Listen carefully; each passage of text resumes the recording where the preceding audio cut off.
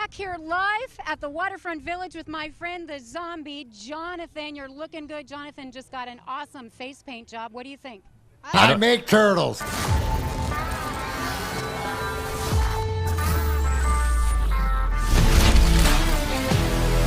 It's now time for Big D Energy with four-time Stanley Cup champ Darren McCarty and the golden voice of Neil Rule. Live on the Woodward Sports Network, 99.1 and 93.5 The Roar, the Woodward Sports app, and anywhere you listen to podcasts. Let's talk some sports. It's Big D Energy. Yo, yo, yo, what's going on, everybody? Welcome back to Big D Energy. Big D. Right here on the Woodward Sports Network. My name is Neil Rule. Of course, that guy over there has got some Stanley Cups and stuff. He is Darren McCarty, former Red Wings great. We have Sam Flannel, day number 3 of Sam Flannel Watch. He does have the flannel on today. He is on brand. We are, there it is, right there. It's not quite the Debo blue one.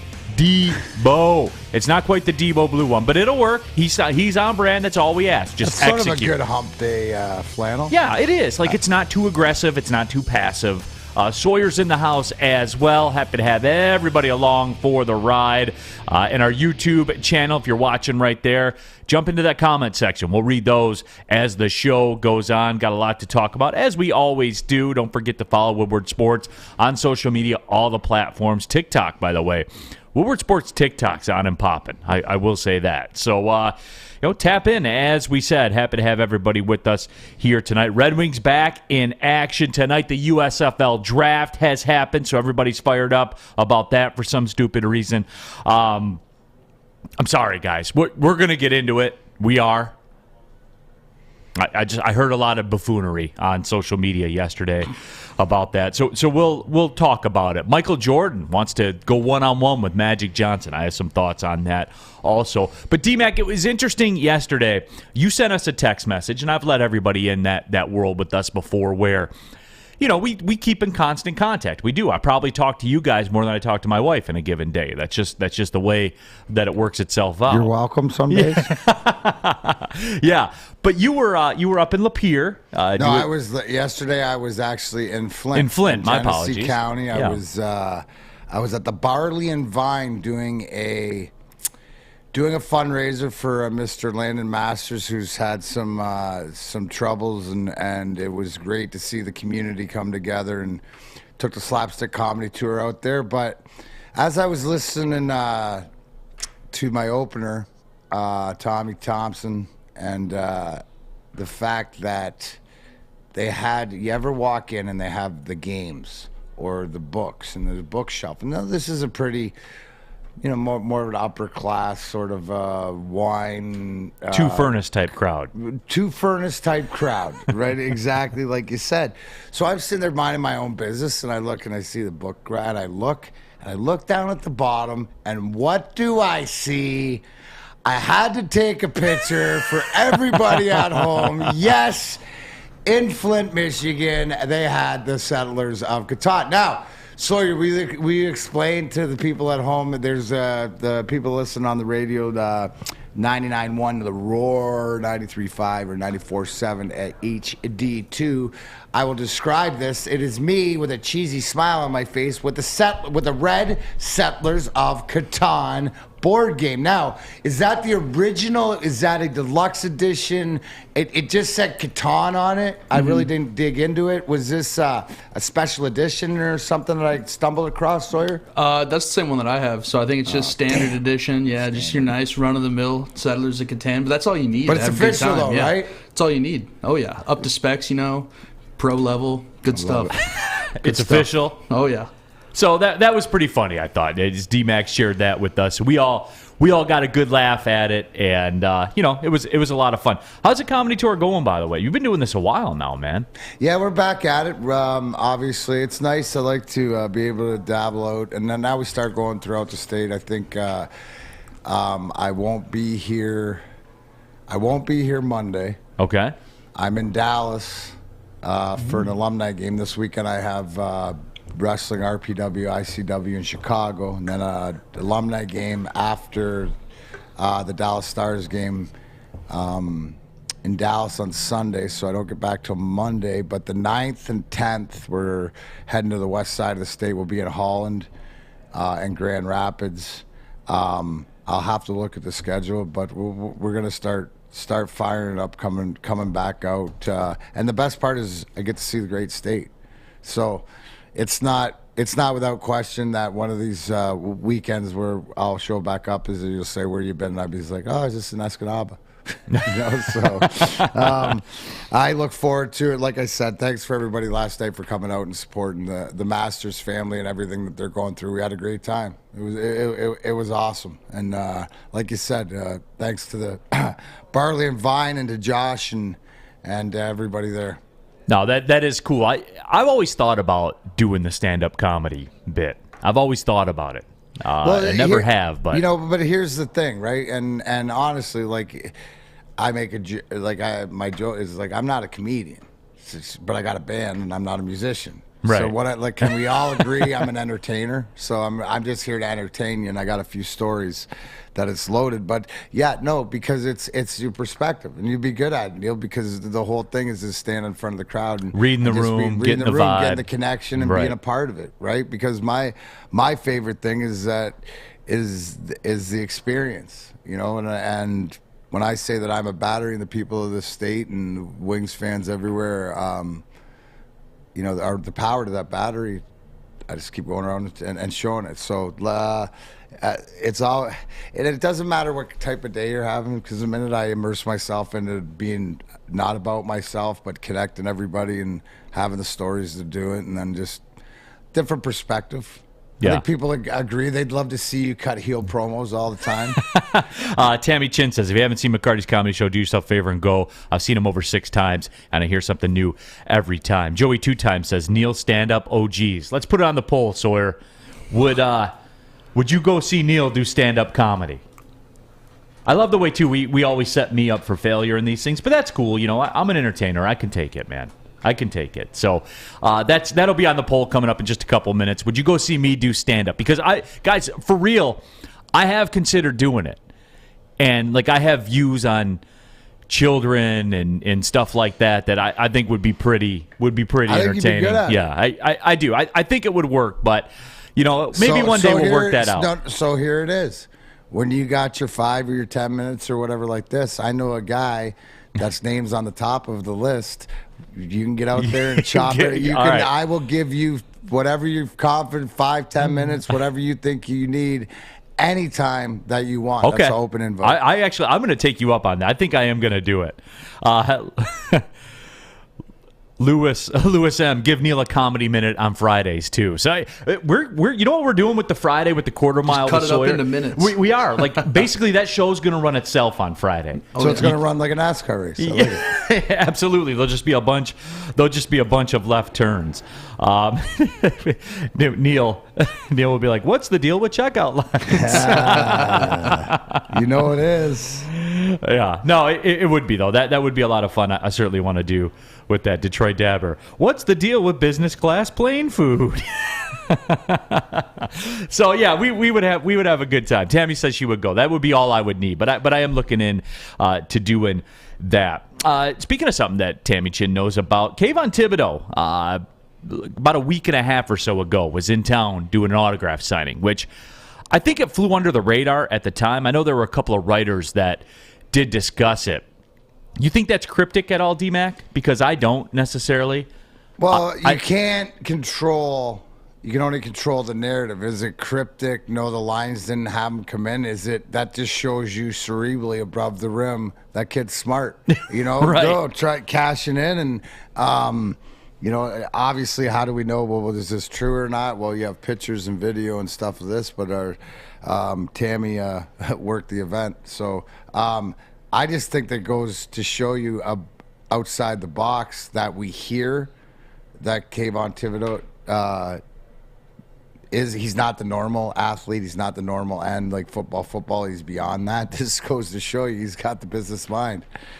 Yeah, whether it matters or not, that's sort of setting a different precedence, right? And I think that it was smart of him when he did it, because the closer you get to the draft, the more unknowns are there. But to me, that is, if you want to see something about how somebody thinks outside the box or their IQ or their acumen, well, he's taking advantage of that name, image, and likeness for sure. Yeah. No, and it is. Everywhere.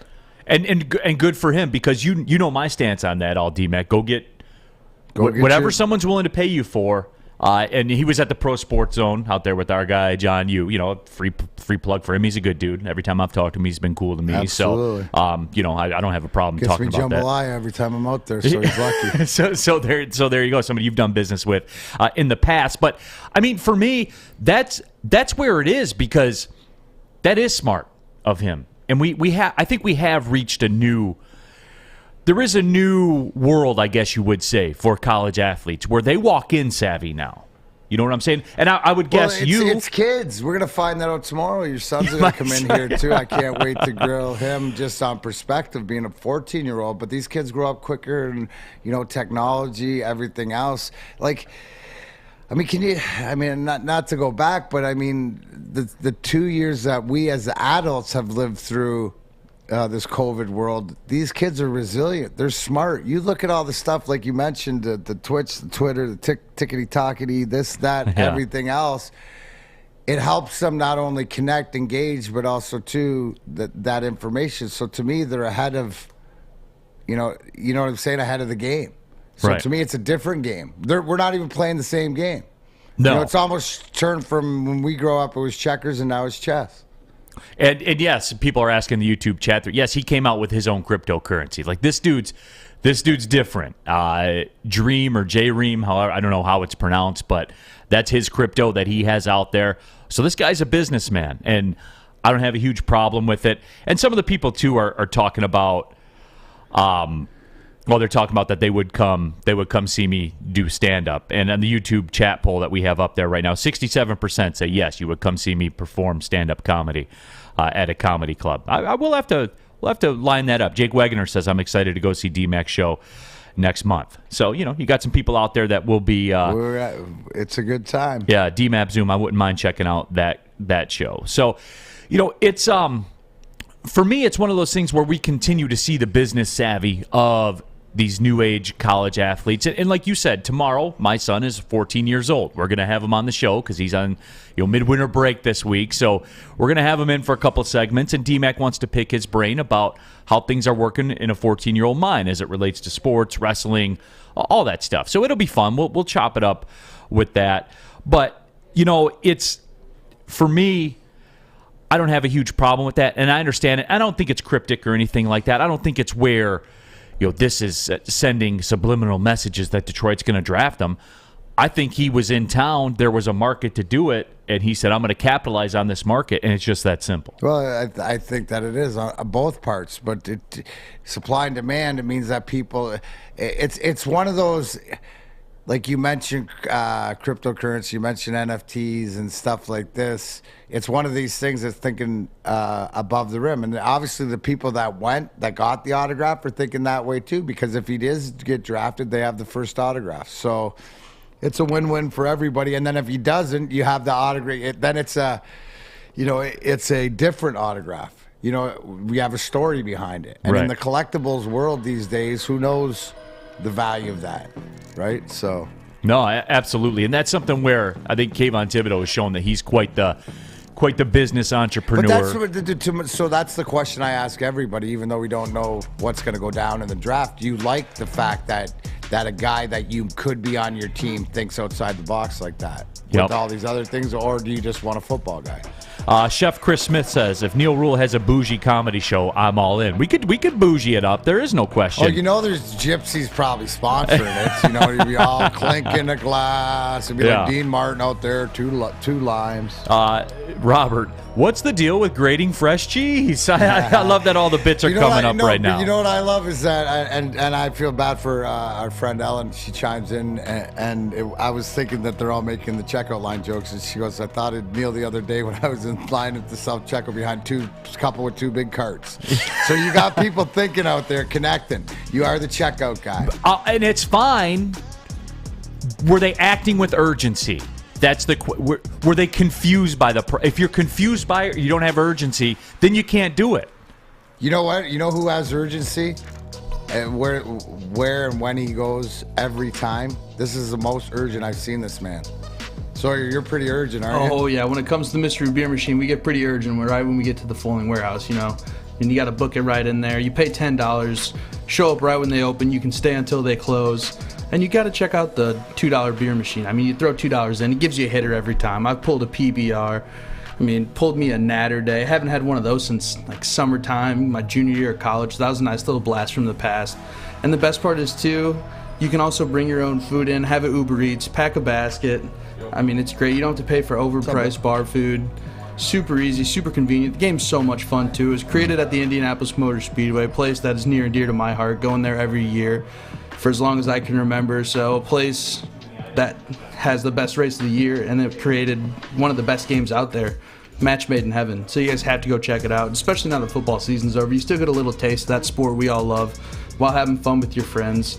And if you have a big group, don't worry about showing up and there not being lanes, because you can pay $120 for up to 10 people for a 2-hour private lane reservation. Super easy, super simple. All you guys have to do is go to thefollingwarehouse.com. I'll say it one more time. Go to thefollingwarehouse.com or just show up in person at the Fulling Warehouse in Hamtramck.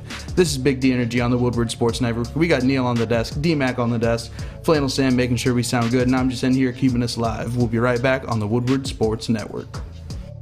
6 dark corners, a driveway and a patio, 5 windows that could become doors. Every house has unique security challenges. Guardian Alarm has more tech, more team, and more ways to help keep them all safe. Get a professionally designed and installed security and smart home system from Guardian Alarm. Sign up today and get a free video device. Guardian Alarm. Smart, right from the start. Call 1-800-STAY-OUT. Follow us everywhere. Just search Woodward Sports on YouTube, Facebook, Twitter, Twitch, IG, and more.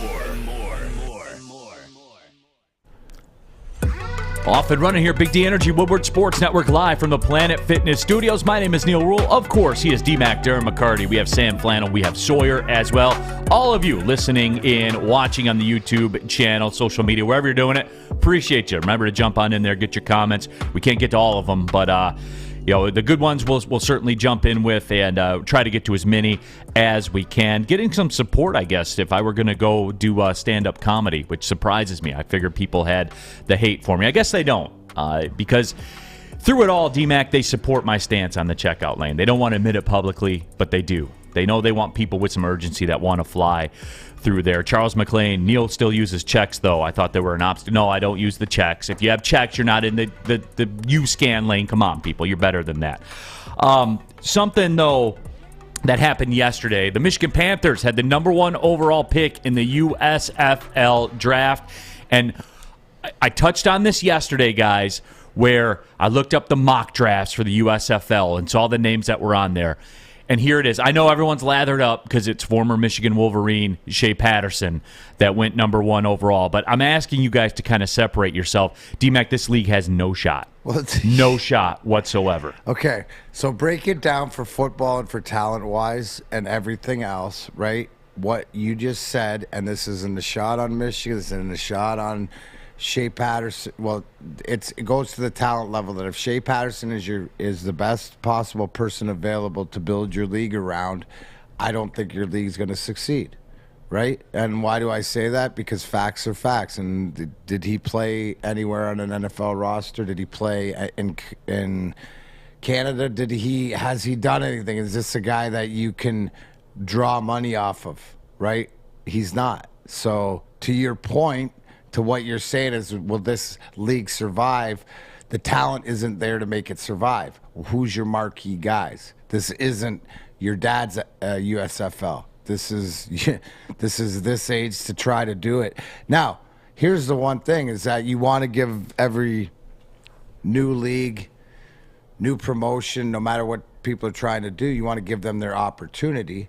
But just looking at the writing on the wall is that if you said right now, like, this isn't going to work It's not. And you're not being mean, right? So quote it now. And my thing is the over/under. What, July 15th, whatever else. When can you play this out? When does this league play out? Does it last longer? That's what we're into. Not whether this league lasts. How long does it last? Does it get a season? What's the over/under in Vegas? Does it get a season? MyBookie.com. Go right now. Use Woodward for the deposit bonus. But here's the thing, and I saw this on social media, and here's where people are making their mistake. And look, are you nostalgic about it? Sure. I have a Michigan Panthers t-shirt that I've had now for a couple years, an old USFL t-shirt too that I wear. And it's funny and it's nostalgic and stuff like that. But I heard people actually do this, and more than one, and Sawyer put up some of the tweets that we saw. I mean, there are some people that are seeing things the way that I do. This league isn't going to make it. Well, good. I wasn't going to watch anyway. This pick reinforces that decision. But here's the thing, guys, and I saw people doing this all over social media yesterday when they said, I remember the Panthers when they had Bobby Hebert and Anthony Carter. Well, here's the deal, guys. Bobby Hebert played in the NFL. With the Atlanta Falcons, played in the playoffs with the NFL. Anthony Carter played in the NFL, had a decent career, had a good career. This ain't that. Shea Patterson's proven that he wasn't going to make it in the NFL. Waived from the NFL, was in the Canadian Football League, wasn't able to play a lot there. This is different, guys. And you've proven throughout time. You've proven it. I've proven it throughout time. We're not going to watch it if it's bad. You can put all the cool logos and all the nostalgia and all the USFL and all the Michigan Panthers and all that. And that'll last for about 2 weeks, 2 to 3 weeks. And you'll see this. The first day, it's on national TV, on national networks. Ratings will be high, and then there'll be a lot like Olympic coverage after that. It'll just continue to dwindle till nobody's watching it. And yeah, USFL could be thrown a lifeline because baseball doesn't play. And maybe that'll elevate some interest in it. But in the end, you guys aren't going to watch it. You're not. I'm not. Because no one wants to watch Shea Patterson play quarterback. You know how I know? Because no good football team wanted Shea Patterson to play quarterback for him. I'm sorry. That's not being a hater. That's just the way that it is. And time has proven out where I'm being factually correct here. And we'll see this. And DMAC, when it does ultimately flop, because it will, when the ratings pop and then drop down and go in the toilet, because they will, I'll stand there and say, hey, man. And I'm not an I told you so guy. I'm a more of a this is going to happen guy. Where are they drawing the money from? Obviously, Terry Foster brought up a great point yesterday when we're talking about they're playing in the bubble for the first year. How are you going to support your own team? He even brought up the point that he'd go to a Stafford Bowl parade before he'd go to a Michigan Panthers parade because he doesn't feel any home team love because they're not in the state. To me, the question is are they gonna survive long enough to be able to play a home game in the state of Michigan? I don't know. So, I mean, you're always looking for something else. I think you brought up the most poignant point yesterday, Neil, is when you said that it's not football that America loves; it's the NFL. Can we see that picture of Rob Lowe? Just because when Rob Lowe loves the NFL. But right there. Now, if that guy right there, Rob Lowe, was the commissioner of the NFL wearing that hat, like you'd be like, man. I mean, if he was the commissioner of the USFL, they might have a shot. Might have a shot. So I just wanted to see it. It is an NFL hat Rob Lowe's wearing. So, to me, it's just a matter of time. Right. Now, let me ask you this. How many times are we going to do this, though, D-Mac? How many times? Well, here's the thing about money, okay? Depending on who has the money, follow the money. Remember that they can decide to do whatever they want. So my interest is I haven't poo-pooed them, right? If they come across and I see that they're building something, it's one of those things like, arena football stuck around longer than I thought that it would, being a different game and stuff like that. But it developed. But they weren't trying to be the NFL. They weren't trying to be football. That's why, to me, right? If this XFL, USFL, whatever it is, if in some way it can accept its role as sort of a development league or sort of a buffer league or sort of something that we don't see these days, right? Or the practice squad College league. Football is a developmental league. You know what I'm saying? I understand, but when they're done that, where do the guys go if you're not in a practice squad? So might be a you spot. go to work and get a real job like everybody else. So what I'm saying is that there might be something with the way injuries are these days and stuff like this, that one of these programs is more like a winter ball, right? Where guys go to Mexico and they go down south and play baseball for some of the younger guys to be able to maybe hit that stride. But the only way it's going to work is if they work with the NFL and sort of be the feeder team. You know what I'm saying? Like, so for example, let's take your hypothetical that you want. In the second round, or in the late first round, Malik Willis is chosen by the Lions, right? Right. The Lions have the Panthers or whatever, something like that. There's an affiliation where he could go develop, right? There's a develop. It's more of a G League-ish thing. To me, is that they figure it out, then you have an opportunity to work. I get it, college, but college is turning into more pro, and those are where the top guys are, but there's always guys that are lingering around. You know, and so instead of the guys being on the couch, instead of the the guys waiting for the call while they're going to find that other job and to move on and waiting, they have somewhere to play. So that's how I see the only way that it's working, but again, because at the bottom line, I see the names people are bringing up. Those are all talented stars. Those are all guys that play in the NFL. Steve Young had a $40 million contract to play in the USFL. Reggie White played in the USFL. That's like saying, so that's if the USFL, and we're looking at Shea Patterson, and that is Kayvon Thibodeaux. That is Aiden Hutchinson. Like they had to make a choice to go play in the two. This is the top of the draft. They just drafted all the top NFL guys and said, here's the money that you're not going to get, right? Which would never happen because of the NFL. But that's sort of... It's not the same. It's not close to the same thing, guys. Not even close. Right? Well, what are you going to... So if the first overall, if Steve Young and he gets the big deal, he's Shea Patterson, right? What's Shea Patterson? 1/10 of the contract, not even, less than that. Stuff like that's what you're talking, the money, but you're talking about the Hall of Fame NFL caliber guys. Sawyer, let's do this because I do want to continue to talk about this. The poll that we had going right now, would you go see me perform stand-up comedy? The no's have rallied. 55% of you say no, but you know what? D-Mac said I have the forum to do it if I so choose. So there you go. Got the open Got the open invite. So there's invite. that. So if we're going to do this, we may end up doing this. I want to do this poll. Do you think, and the season starts in April, do you think that come June 1st, you'll watch a USFL game? And be honest. Like, don't say, hey, I hate Neil, so I'm going to disagree with that. Be honest. All I'm asking for is some transparency from you. And I would even tighten that up and say, will that be must viewing on Saturday or Sunday or whatever? Because I contend it won't be. I might watch one by accident. Right, flipping through with nothing on, maybe. Well, everyone will watch the first one because the networks will beat you over the head with it, and there'll be no escape from it. And you'll watch it, you will, and then you'll realize it's Shea Patterson out there playing quarterback, and then you'll be like, "What am I doing?" Raiders got it. He'd rather watch Steele's comedy show than the USFL. So absolutely, that because you know where the talent is. There you go. So Sawyer will put that up on the YouTube poll. I do want to continue this discussion, but first let me tell you about the Sports Marketing Agency. SMA's been leveraging pro athletes and other notables for a decade against the issues around mental health and substance abuse disorder. With the help of NFL alumni, Sean Jordan has been able to save lives and take a stand against these issues. Coming soon to Woodward Sports, the Sports Marketing Agency podcast. This is the F Word. It's a series on fentanyl. If you're struggling with substance abuse or mental health, they are here to help. Go to thesportsma.com. Again, that's thesportsma.com to find out more and be on the lookout for that podcast. Coming soon, this is the F Word, a series on fentanyl. We'll be back with more Big D Energy on Woodward Sports Network. Life is full of hard choices. We're here to make one of life's biggest decisions as simple as possible.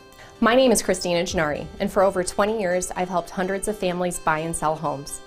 We cover all of Metro Detroit and more, from large luxury homes to starter homes. We will work hard to make sure that you get the home of your dreams. So if you're in the market today or even thinking about buying or selling in the future, make the obvious choice. Christina Gennari, the obvious choice in real estate. Visit us at soldchristina.com today. Your Detroit alternative to the normal sports blah, blah, blah. It's Woodward Sports.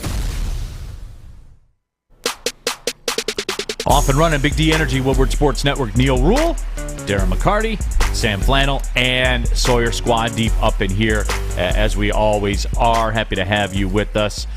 Tomorrow, we'll have my son in to do a couple of segments. I do want to get the youth perspective, and you guys can chop it up. You know, he's a big Madden guy, Sawyer can talk to him about that. D-Mac wants to talk to him about wrestling. We'll talk to him about baseball as well. It's pretty eye-opening. It's a pretty eye-opening discussion. It'll be interesting because I want to see through the oculus of a 14-year-old, right? Because I forget what that's like. I know what it's like from a mentally 21-year-old, but I can relate. Relate, as my wife calls me, the frat bro sometimes. So you do have frat bro. That's why you and Sawyer get along so well. We do, yeah. You guys, that's she what would it's say like. that. That's why it is. I feel like I'm impeding in the frat. I just come. I come around. I'm the guy on scholarship, the athlete on scholarship. That's your buddy that grew up with you, but wants to hang out. Doesn't want to hang out with the hockey guys. Wants to hang out at the frat house with you guys all the time because you're more fun. Because you guys got Settlers of Catan. No, it's more because like I leave clothes on the floor a lot. You know, like I do that because they're still clean. Yeah, I'm gonna wear them again. I'm gonna wear them again. Yeah. And then she always hits me with the, so why don't you hang it up in the closet? Ooh. Just waste of time. Ooh. Had Right. a bad hanger incident. Bad hanger incident when I was a kid. Pinched my finger. I just don't like to hang stuff up. You don't have a chair or a corner? Yeah, there's a couple chairs in the bedroom. There's like a chair with a table, and I'll use that as a prop to hang the clothes over the back of it a lot, and they'll stack up there. When my closet's literally 4 steps away from the bed, and would it be easy to do that? Yeah, but I'm a frat bro, as my wife says. Frat bro. It must be nice to live that frat life. Must be nice. You get that one too, right? Oh, 1,000,000%. Must be nice. It must be nice. Yeah, absolutely. But we're talking USFL. I contend nobody's going to watch this after June 1st, like every other one of these football league that starts up, and it's not near the same. I guess the question is, what would be different to make you watch? Like, what would make you say that, right? Because it's not going to be the same. It's because you can't. Does anybody else is like? Don't you have some sort of expectations of them doing something a little different? Because at least with the arena football game, entertaining, right? And it's got some sort of hockey element with the boards and hitting guys into the boards. It was unique, and it was very entertaining in person. It felt like an arcade game. Right. It felt like a football arcade. It felt like, you know what? It was a real life version of NFL Blitz. Right? Remember the old video game NFL Blitz where you have all the big guys and stuff like that. So that was cool. So what are they going to do to not make it boring? Right? The boring parts of the football game, whatever, I don't know if it's is it time and the clock and stuff like this. And you know what's boring? When your quarterback is 6 for 16 with 31 yards. That's boring. And that's how it's going to be. Is there any chance that because maybe the talent level is closer in talent, they're not at the height, but they're all sort of the talent level playing each other, will it be more entertaining because No, because the quarterback's not going to be good. Like, that's it. What do you got, Sam Flannel? So I was looking at the draft, looking a little bit more down, because I agree with you, the quality of play is not going to be good enough. The number 3 pick was Brian Scott from the great Occidental College. And number 4, Ben Holmes from Tarleton State. Big football powerhouses there. So, yeah, I just don't think the quarterback play is going to be very good. Did you say the number 3 overall pick in the USFL draft was from Occidental College? Yes. Wait a sec. Do you know where that is? I have no idea. You guys don't even play basketball against them? No, we haven't. No. Usually we didn't even schedule them as a COVID replacement game. Usually when I hear a college I haven't heard of, you've been there. Oh, Los Angeles, California, liberal arts college in Los Angeles, California. Fair. I don't know. I just I don't like. There's got to be something. But so Neil, from what I'm hearing from you, is they use the same. They're just trying to redo the same old thing that they've done before, using the same recipe, stuff like this. Do you not expect some sort of difference? And at the end of the day, it comes down to no, because the football on the field is no good when you don't have QB talent. Yeah. Cody Engel says, of course, the quality won't be like the NFL. That's a weak take. But on the other side, this could be a bridge league, and NFL teams might find some diamonds in the rough. That's what college football is already.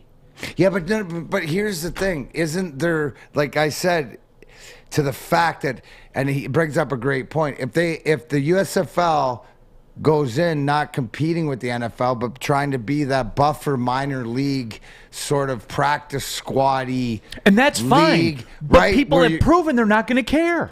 They've proven that. Who's not going to care? The fans. They're not going to care. They're not going to watch. Okay. Like, I know everyone's excited now.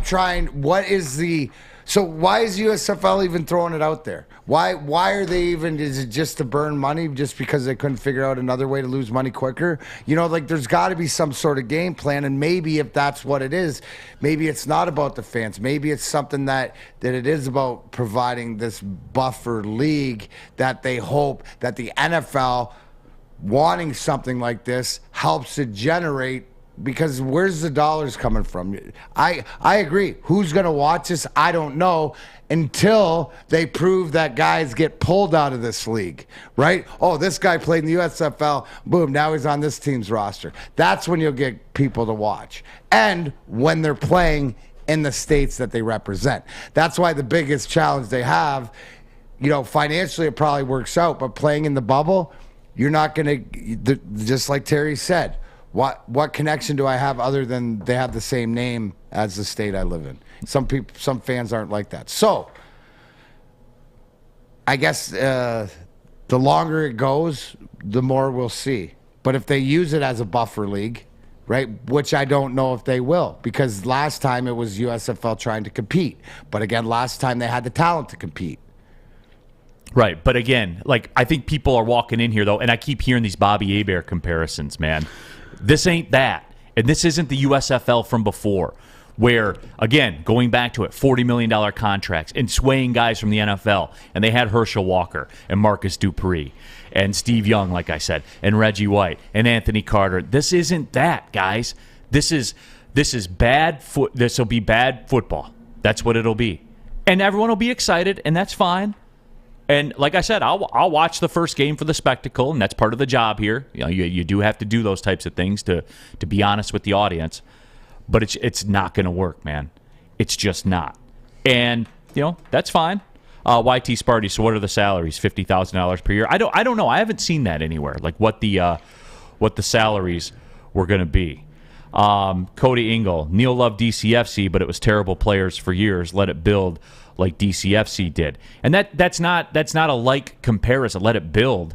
No, that's DCFC moving up leagues to get to the good league, not the USFL league. You know, that's what happened there with that, because there's a base of support. It's a product that people prove that they'll support no matter what, unlike this. You guys can talk a good game all you want. You're not going to watch it, man. They're not. And we'll see. Like I said, June 1st. What do we got on the poll here? Do you think June 1st you will watch a USFL game? 55% say yes, 27% say no, 18% say yes just to spite Neil. And that's fine. You can do that. You're going to chew up some of your summertime watching a quarterback be 7 for 18 for 31 yards. You going to watch that? To spite me? To spite heel Neil? Yeah! Give it to me, guys. That's my oxygen. Absolutely. Tweet me your pictures of you just hate watching the USFL. I can just see a picture coming in. There's Dabber. He's got it on his screen. Shea Patterson, 3 for 13, just 21 yards. Yeah. Just grinning give it to with me. The deal. Yeah. Give it to me. First one in. Give it to me. I love it. I love it. Take this, Neil. Yeah, I'm watching exactly. Shea Patterson. You're not going to break me. Yeah. And Paxton Lynch is warming up right now, and I can't wait. I'm going to stay, and I'm going to watch that. Just think of all the names, all the bus names, or maybe that's like opportunity. I like it. That's pretty much, that's how I see it. Take this, Neil. That's it, dude. Oh, heel Paxton Neil. Lynch is coming. That's Neil. heel Neil right there, Sawyer. Heel Neil. It's 34-3. They're losing to the Memphis Express, whoever it is they're playing. Take that, Neil. Oh, man, I made myself dizzy. Yeah, you should. That was good. Whew. You had some Heyman in there. No, but it'll be interesting because here's the bottom line. We've seen this enough. We will know pretty much right away, week 1, week 2, if there's something there, right? I'm just looking for something. I'll pay enough attention to go, okay, am I entertained? Is there something there? I'm leaning more towards you, but I'm going to give it a chance. We're all going to watch it to start because it's football and we're addicted. We're all going to watch it to start. Addicted to the NFL. But we only want the good stuff. We only want the good. Oh, so we're bottom shelfing. You're going to bottom shelf just because that's all it's available. Yeah, Sawyer, come April 16th or whatever it is, you're going to be Canadian velveting it. Like you're taking the Canadian velvet that comes in a plastic bottle. Wait, I said bottom shelf, not middle shelf, not top shelf. No, you're going to be doing it, Sawyer. Every bottle, USFL game, every game is like a liquor on the bottom shelf in a plastic bottle. Canned cocktail. No, it's not even that. Oh, it's literally what do we got? Black velvet. Is that what it is? Vodka. Yeah. That's what it gross. is. It's the liquor that comes in it comes in the plastic bottle. Like I said, it's like a pure headache, and you're going to do it once because we all do it once. Right? You got to try the cheap stuff to appreciate the good stuff. Oh, yeah. I mean, you'll get bored, throw it on, get sick of it by like a quarter, and then call it quits, And then call it quits, man. It's proven time and time again that that's what you'll do. So, that, again. So Shea Patterson was a first overall pick, Let guys. me just ask you this. As we come down to the end of this, is it going to last, does USFL last longer than the XFL did? I don't know. Or do they make it through a season? They'll make it through a season because network television is on board with it. But one and done. That's it? I honestly think so. So you don't think, so if I'm hearing you correctly, that we won't get a chance to see a Michigan Panthers home game? No. In Michigan? No. Okay. No, I don't think that will be the case. I'm going to agree with you right now, but again, I got to think that because this has been done so many times, right, that as far what's as going to be different? Reinventing I don't know. But I got to think that if they're going to spend this much money and the networks have got on board and it's gotten to this point, it's going to get my attention, right? Yeah. It's just like anybody who's a wrestling fan when NXT, the black and gold brand, was taken away from Triple H and turned into the NXT 2.0. I didn't think I was going to like it. I didn't like the direction they're going, but I watched it to make sure that I was right, and knowing that I didn't like it and I won't watch it again. But I had to watch it to make sure that they did everything that I didn't like or whatever. But that's my opinion. Obviously, they keep doing it.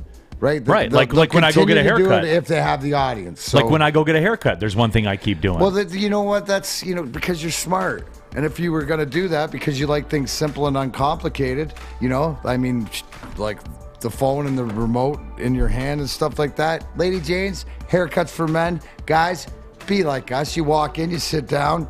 Before you know it, your hair is game ready. Lady Jane's, open 10 to 8. 7 days a week, walk in anytime. It's wicked awesome. Easy for you to say, Darren.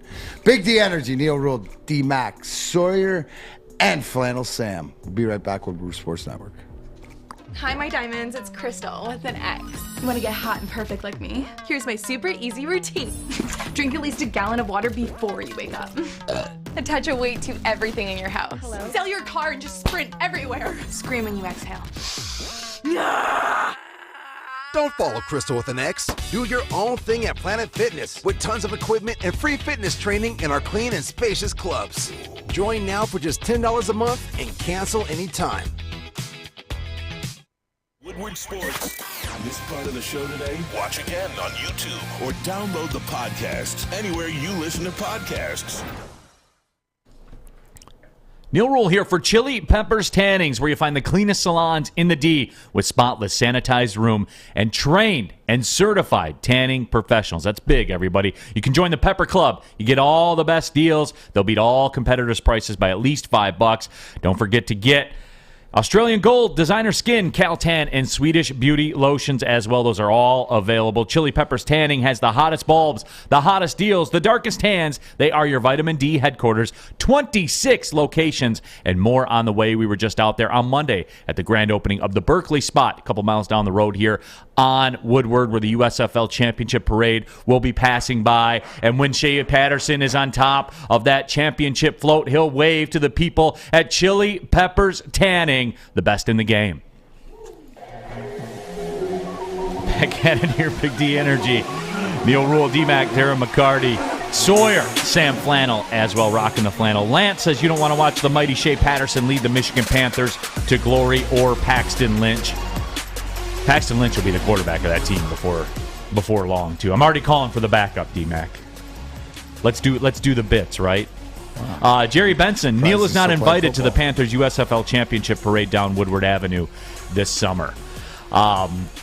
Paxton Lynch got released by the Canadian Football League, and a neat little stat about him. The fewest career passing yards by quarterback drafted in the first round from 2000 till the present day. Paxton Lynch, 792 yards, first-round draft pick. That's it. Johnny Manziel, second fewest at 1670. Boy, I was really wrong about Johnny Manziel. I thought it was going to work. I really thought it was going to work. Tim Tebow, 2,400 yards. Got a playoff win, though. Dwayne Haskins and Josh Rosen. Those are the 5 players with the fewest amount of passing yardage. Maybe he's saving it. Yeah, right. Charles McClain, Michigan Panthers to play at Wayne State University football field. I just saw that. So, okay, there's that. If they're around for the next year, maybe they will be, maybe they won't. Maybe I'm wrong, but that's just the feel that I'm getting because, and I don't know what I expected, to be honest with you. And I'll be real about it. Like I kept tabs on it last night. I had some business dealings I had to tend to with Detroit City FC, but I did check the phone when I saw it come across, and I saw Shea Patterson was a first pick, and I was like, what? And then I did a lot like Sam Flannel did, and you start cycling through the names, and you got guys from what? Occidental? What is it? Occidental College was like the number 3 overall pick. And it wasn't an accident? Oh, D-Mac. Now I can see why the comedy tour is doing great numbers, D-Mac. Guys, they knew what they were doing. Yeah, so. Don't worry. The doctor made the pick at number 3, so yeah. It was no accident. Harley wants to know you're going to involve some wrestling talk in your stand-up comedy show with D-Mac, Darren McCarty. We will see. Cody says the XFL was going well, then COVID hit, which I don't remember those great XFL viewership numbers. But to his point, though, there was some, the momentum or whatever, everything just sort of stopped or whatever, so we really don't know, right? But there's been enough time. So here's the point that I take out of that, right? Before COVID, so that, a few years ago stuff, people have been sitting around thinking, right? People with a lot of money have been sitting around thinking. People at these networks, the biggest thing, Neil, is they have a network deal. Right, which means that somebody with the money believes that there's something there, at least to try, right? At least to pilot this out for a season. So, it'll be interesting to see. But if they come out and just do the same old stuff, I got to. But what else is there to do? Give the benefit of the doubt that the people that are trying to redo this have thought of these different things. And what rule You can't make rule changes because we've proven we don't like that. Like America's largely, other than maybe Fish and myself, Americans don't like the CFL, Canadian Football League. I do. I think it's kind of cool the way that the game is. But we've proven time and time again we don't like rule changes. So we only like football as we know it right now. We've proven that, right? That's fair to say. And the Arena League lasted for a long time, and it was cool, and it was fun. And everyone points to the one, too. They're always like, well, remember, Kurt Warner came out of the World Football League, when technically he came from the Arena League, but whatever. Okay, there's one. That's a unicorn. Yeah. Everyone always points to the unicorn like it's the norm. Right, when it's Tom Brady, too, 6th rounder. Yeah, that's why you can take a quarterback in the 6th round. No, the math suggests you can't. Right, exactly. So, it's just interesting, Neil. It's interesting because of all the stuff brought up about the other ideas that the XFL had, that NFL Europe had. Is there a way to implement these things? Are they going to like? It's tough because you're trying to draw in fans, yet you're going out of a bubble. How are you going to build that? And that's another thing too. And if that's a cost issue, like I keep hearing people say, well, it gives them some flexibility financially and it helps keep costs down and stuff like that. If you're worried about costs, then you're doomed to fail, man. You are. Yeah. With anything, especially launching it. And YT Sparty says UFL equals NFTs and cryptos. If the USFL equals NFTs and cryptos, then this will surpass the NFL. Trust me, that's going. So that is wrong, YT Sparty. You're incorrect.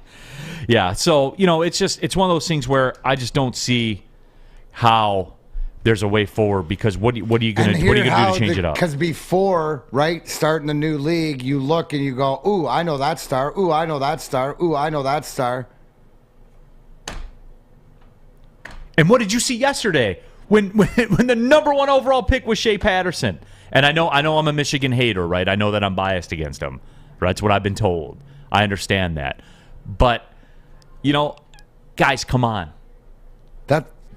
Come on. Where's Shea Patterson in the list of available? Right? You know what I'm saying? If that's your first over, and it's not against Shea, but it sets the bar because we know what Shea is. And especially here, it's not like we drafted somebody else from another college that we watch from a distance. We know what Shea Patterson is. So that's also, too, the reality of it. And I saw all the tweets, right, from the Michigan fans, like, oh, this just goes to show you Michigan football.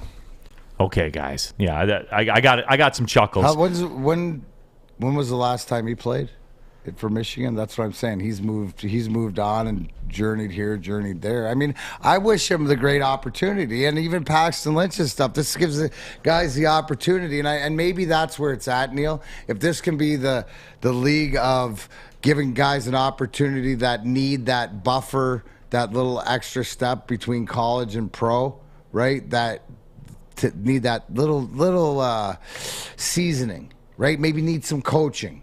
But have that talent, if they can use that, and it proves that guys can come out of this league, or guys maybe come down and mentor and tutor, and you have, some of the and that's fine, but we're not here for that. But We've proven. I'm just saying is that but my thing is that what do they have to lose? Because they're obviously committed to that point of doing it, right? Because you said it'll last a year. Why? Because TV says it will. Okay, so Chef Chris Smith says $15,000 for practice squad players, $600 weekly during training camp. Players will also receive win bonuses of $850 and $10,000 for winning the championship. So, guys, you've got to really love football. Right. That's what it is. So maybe it's the really love last chance you-ish thing. So DMAC, if you're a football player, like a professional football player, you playing in the USFL, or you're going to play in the Canadian League? You're playing the Canadian League. What if you don't have an option? Then you're probably not cut out to be a football player. But if there's a job there to get paid to do whatever else, and look, don't get me wrong. Like, I'm not hating on that. If the avenue's there, do it, man. I mean, that's how I've worked through my career. Like, the first 2 years I worked in sports media, I didn't get paid, and ironically enough, I was covering the Arena Football League. Right. That's how it worked. I again, separate the two, guys. Like, I'm not. Players, go get your money. If there's somebody out there willing to give it to you, then take it. To your point, right? To your point, old USFL, $40 million. We're talking talent acquisition. We're millions of dollars talking about coming in with the huge money. This one's more of a development. This is more like minor league baseball. And that's I think people are confused. I guess you boil this all down, I think people are confusing the two right now. They're confusing that USFL with what it was to now, because they have the same logos and the same team names, although the world is completely different financially with what they're doing, with the talent and everything like that. And again, guys, we have proven if it's not the best, we will not watch. And sometimes people are hard-headed and they got to find out the hard way. Right. So our YouTube chat poll right now, do you think come June 1st you will watch a USFL game? 58% of you say yes, 27% say no, and 14% of you say yes just to spite me. And you're not spiting me, because June 1st, when that comes, I'm going to be on the golf course, or I'm going to go fishing, or I'm going to work out, Or, you know what I'm saying? Like, I'm going to do what everybody else, because it's going to be June also, you guys. Remember, it's not going to be like this outside. There'll be options where we can go outside and do stuff. Promise? Every year I get more and more bleak. I don't believe it more and more that it's going to happen, that we're going to get to that point. But no, I do. We will wrap up the USFL discussion. We'll see, guys. We'll see. So remind me to. I think on June 1st we need like a reminder to tap back in. Yeah. And then we'll do a segment. We'll do a segment on USFL football, and we'll see the interaction we get. Say, hey, what'd you guys think of Week 7 of the USFL action? But that was a big New Orleans Breakers game this weekend against the Tampa Bay Bandits, wasn't it? Your thoughts, 248. Well, and here, this is, Epic brings up a great point. That's June. I'll be watching the Stanley Cup playoffs. Now, that's must-see viewing, right? NHL playoffs, we all, that's more of something that people are going to tune into, because that's exciting, right? So we'll have to wait and see if there's some competition there. Yeah. And Ed Thompson makes, and this is the one that I'll write it off, and I'll reserve the right to say that I agree with Ed, and you might see this happen. Ed says, yeah, I'll watch. Yes, Shea Patterson being the number 1 overall pick is a sign of a dumpster fire. That said, we need some winning pro football in Michigan. Right now, that ain't the Lions. And if the USFL were smart, they would make sure the Panthers do well, because I think that this market is the most starved market for winning football. What do you think this market far showed, right? The NFL and the rest of the world with Stafford and the Rams and stuff like this, how the national story was of the Lions, the Stafford Bowl and stuff like this. Any smart football person would go, oh my gosh, look, if you bring football into this state or whatever, they're just dying for a winning team. Maybe the USFL team's that. But he also brings up a great point. Pretty tough when all the games are in Alabama. And again, that's the other thing. What are we doing here? Right. So my question is, and June 1st, put it on the reminder. We're going to ask the question, do we see a home game? Right, because we'll know then if there's going to be another next season. Probably will we see? We'll do that. The first Monday after June 1st, we'll do a USFL weekly recap to open up the Monday show, and we'll see the numbers. We'll do a stratospheric viewership numbers and clicks and everything. It'll be fun. It'll be a lot of fun. June 1st is a Wednesday. Is it? Yeah. Yeah. So all right, maybe that Monday. I think that's close enough. That Monday, we'll do a recap of the week that was in the USFL. First hour of the show, we'll break down the Tampa Bay Bandits. Ooh, we will. We'll break down that matchup. Until then, though, we can drink some Cintron. Cintron World's an aspirational lifestyle beverage brand. They have a line of sparkling flavored energy beverages, premium bottled water, and there it is, DMAC right there. Revitalizer shots as well, the official energy drink of the Red Wings. Woodward Sports, too. You see DMAC, he's getting it in right now. Proud partners with the Detroit Pistons, exclusively served at Little Caesars Arena and routinely slammed here in the Woodward Networks studios. If you're looking for premium ingredients, long-lasting energy, balanced hydration, essential vitamins, and great taste, you need great taste. DMAC can confirm. Did it taste great, or was it so delicious? There it was. I'm just sitting here in my living it up atmosphere right here. There you go. Cintron is the top choice. Buy online at cintronworld.com. Use the promo code RedWings10. That'll save you 10% with shipping included. Drink it, live it with Cintron. Everything that we've hoped for, finally. He's going deep, right side. Oh, that is Edwards out there. He goes up in the air at the goal line. Hey, it's Brandon Edwards here, wanting to welcome the sports marketing agency to Woodward Sports Network, to the family. Glad to have you guys. For the last decade, the sports marketing agency has literally leveraged athletes around issues such as mental health and substance abuse. It's all happening now.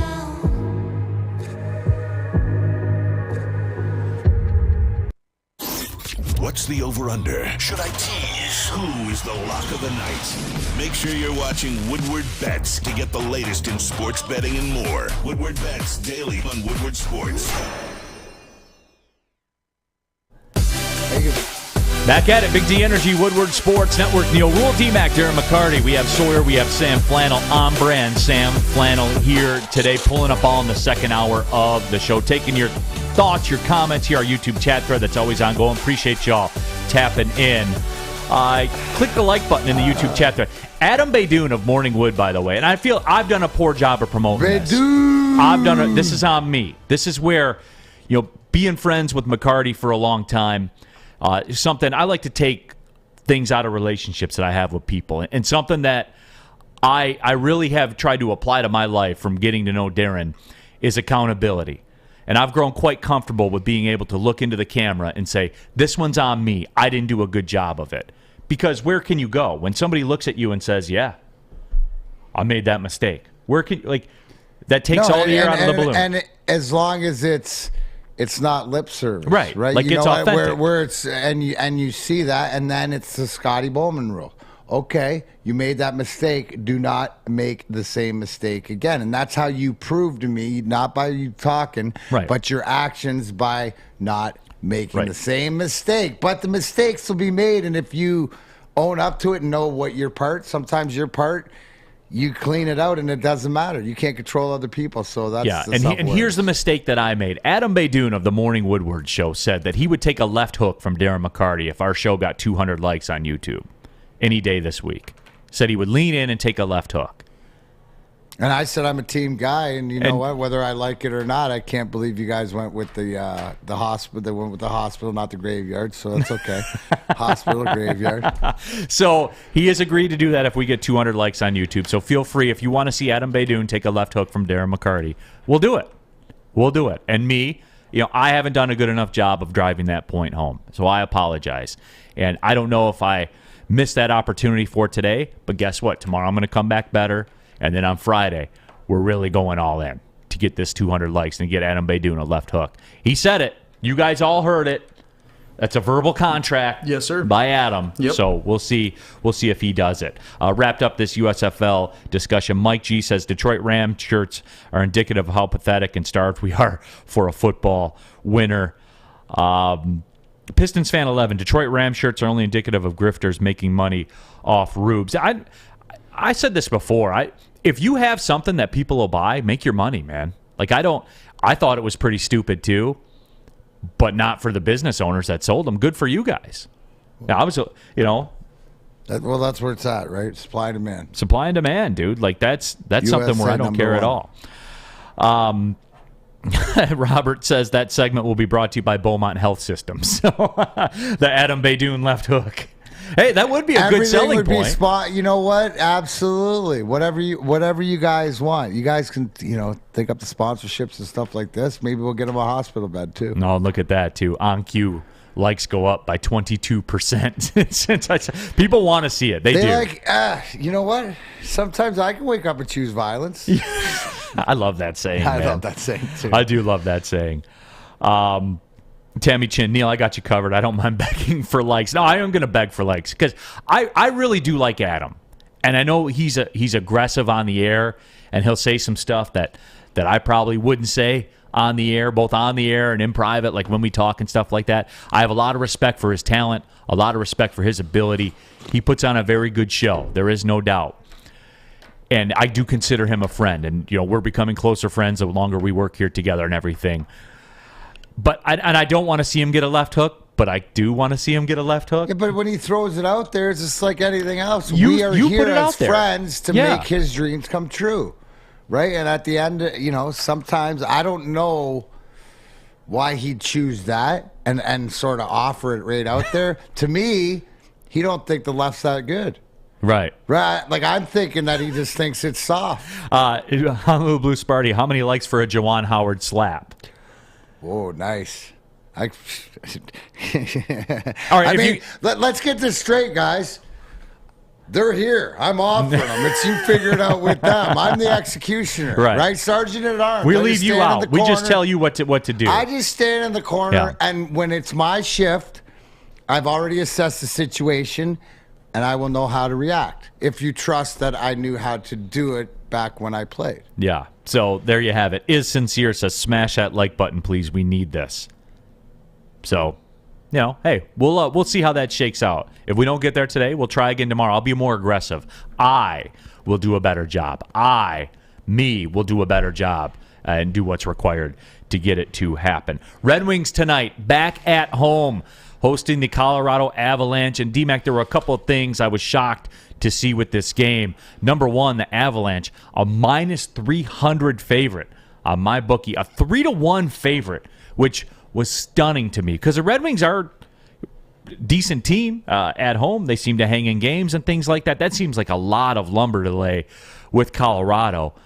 And you know what, though, D-Mac? And I understand that. And yes, they are a 3-1 underdog. And there's got to be a reason for it, right? There does. They're not usually wrong out there in Vegas.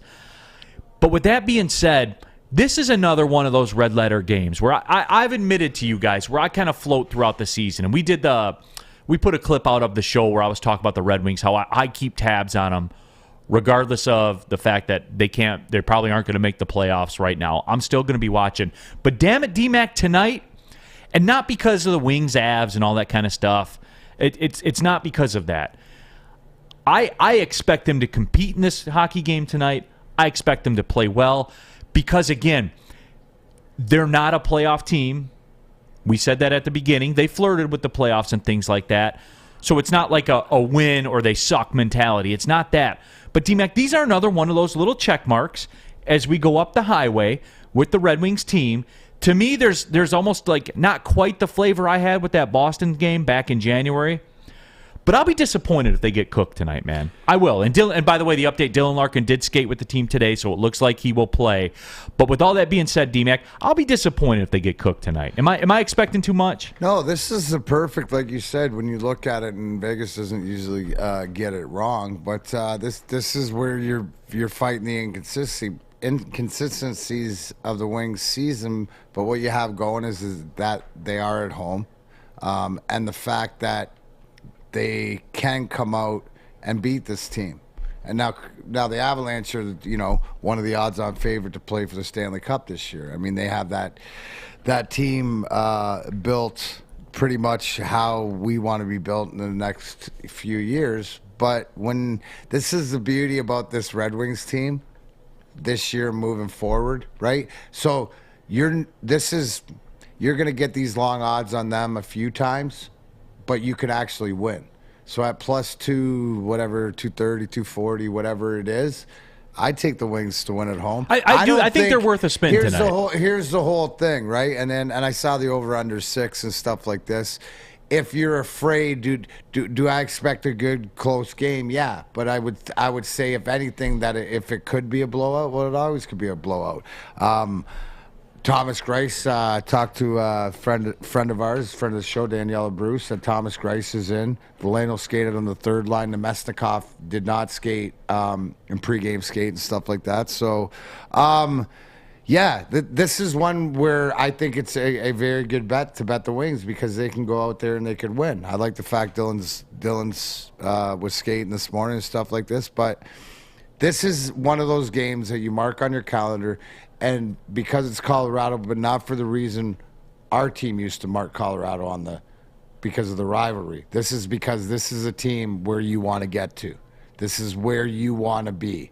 And the sooner that you can realize that. So it's always a great, you always want to see the best in the world, the Nathan McKinnons, the Landeskog's, the Rantanens against your young guys, right? Because this is where the Mo Siders learn. This is where the Lucas Raymonds learned. This is where the team learns. So, again, what we saw the other night in New York on the road, that mentality, you asked me about playing defense. This is going to be a really, really up and down skating game. But they got to bring it. Now, what's imperative tonight? Stay out of the box. Can't let Colorado on their power play as lethal as they are, and you got to take advantage when you have it. But, this is a game I think everybody's proud to be in. But if I was a betting man, and everybody knows I am, I'd take the Wings. I do think that they are worth a spin. The return is worth the risk. You get them north of $2 at home against Colorado. While it is a scary game. But again, independent of all that stuff, for me, I'll be disappointed if they get cooked tonight. I will. And let me ask you this too, D-Mac, about Nathan McKinnon and about the Colorado Avalanche. You guys know my love affair that I have with Connor McDavid. It's well documented. Everybody knows it. I'm a slappy. I admit it freely. I think he is the best athlete in his sport in the world in terms of the difference between the second best player to Connor McDavid. Nathan MacKinnon can be argued as he is that number 2 in the NHL in some people's eyes. You know, they will describe that. For me, is there another guy in the 4 major sports that's better that no one knows exists than Nathan MacKinnon? And I know like the hockey, you know, the hockey elite certainly know. I understand how good he is. There is no doubt about it. To the point where if I'm not watching, obviously the Wings, Edmonton to watch Connor McDavid, and if those 2 things aren't met, then I will slide over and watch Colorado Avalanche on ESPN+. I will. To watch Nathan MacKinnon. I enjoy watching him play. Nathan MacKinnon is faster with the puck. He's like Connor McDavid. Yeah, like that. It's amazing. Than without. Now, How? The difference between Connor McDavid and why Nathan MacKinnon has closed the gap is because what the team and the Colorado Avalanche, namely Joe Sakic, remember their captain who at the time when we were battling them was opposite of our captain, Steve Yzerman. Oh, they're both GMs because he put a team around him. Right. He keeps putting teams around, defense, off, whatever like this. So that's what makes MacKinnon even more valuable, right? So you've added not only is he the Mandalorian with all his tricks in the trade, but he's added the whole rest of the army, right? Like they're as good and as close. Like the fact you got like a Cale Makar, you mentioned the guys that I've mentioned, but they got a team around them, and too many holes. And I think that's what you see now, Neil, in Edmonton, is the frustration with McDavid and Draisaitl being 2 of the best players in the league. You know, Draisaitl's right up there too, different player. But yeah, Nathan MacKinnon, under the radar guy, right? Under the radar guy unless you see him play. In terms of the national sports perspective. In the national sports perspective. So I'll be down there tonight. I'll be outside Portal 10 with our friend Daniela Bruce and Art Ragnar doing the game, and come on down and say hi. But yeah, this is it's really exciting to watch because Nathan MacKinnon is one of them, Antti Rantala is another one, and then Cale Makar, right, the defenseman. So you want to see 2 guys. This is my little caveat for tonight. We have Mo Seider. They have Cale Makar. These are 2 guys that are going to be battling each other for the Norris Trophy for the next 10, 15 years, right? This is and as the teams get better, as our team gets better, right? So the rivalry will get better. But look forward to seeing everybody down there, no matter what. If you're going down there, make sure that you lock your house. No better way to do that, your house or your business, than Guardian Alarm, because they get it. A good defense helps you feel secure. That's what we need tonight, Red Wings. A great defense, that defensive game. Commit to it. You got a chance to win. Guardian Alarm is state-of-the-art technology that helps you feel safe.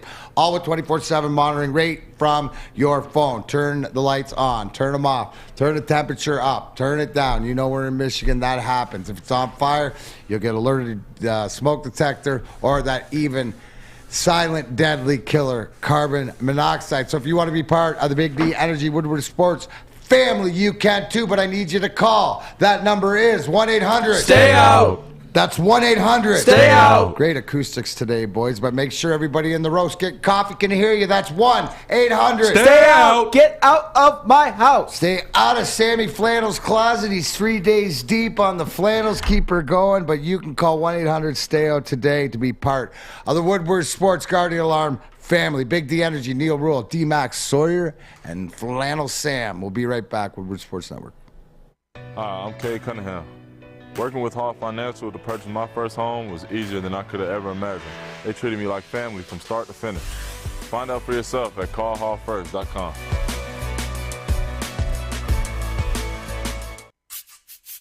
You don't have to go to the beach, man. You don't have to get your butt crack full of sand. You just need a little chili peppers, man, to get that glowing beach chili peppers tan. Woo! With 26 locations in the Metro Detroit area and more coming, Chili Peppers Tanning is where you'll find the cleanest salons in the D. Join the Pepper Club for the best deals on unlimited tanning. Head to chilipepperstanning.com. You just need a little chili peppers, man. Comerica Park, sunshine, the crack of the bat. More sunshine, warmth. We're almost there, Detroit. Summer 2022 will be the summer of Woodward sports. We just gotta make it through this damn cold first. Back at it, Big D Energy, Woodward Sports Network. Neil Rule, D-Mac, Darren McCarty, Sam Flannel, Sawyer as well. Talking Red Wings Avalanche tonight. I feel a little bit of a buzz for the game tonight. Not because they're going to make the playoffs or anything like that. It's just, for me, these are one of these measuring stick games where you're rested, you're at home.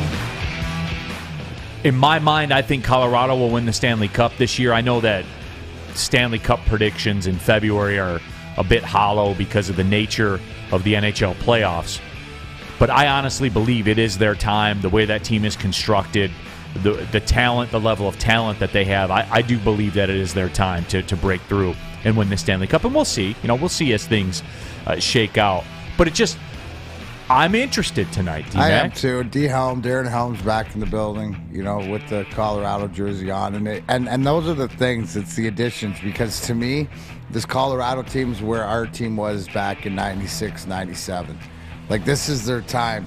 You know what I'm saying? They still got young guys, but then you go into contracts that are slowly coming up. So now's the time for them.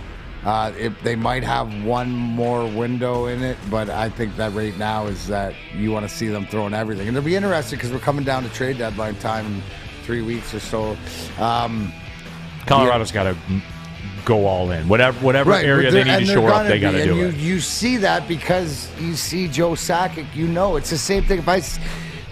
I can almost take the word Steve Yzerman and insert Joe Sakic in every time I talk about him, from everything that all people that know Joe Sakic as well as I know Steve Yzerman talk about him. They're like, I always say that Stevie's the right-handed, Joe's the left-handed version of each other. So you know that if we were in this position as the Detroit Red Wings going in, which I expect us to be in a few years, Stevie will be all in. So Colorado Avalanche, just by the way, next year have $27.5 million of cap space to work with. So they are in a position where they could push the chips in. This year, next year, you could see, and then that's why it's so important to right the ship. So you're not up and down and you're against the cap and then you're not and you got to reset. It's trying to find that buffer area, because to me that's still with enough capital to work with to get to sign a few players that you want, not that you have to. Does that make sense? No, it does. Because a lot of times what your salary cap does is it dictates on who you can go after. Oh, by the way, too, Nathan McKinnon's contract's up after next year.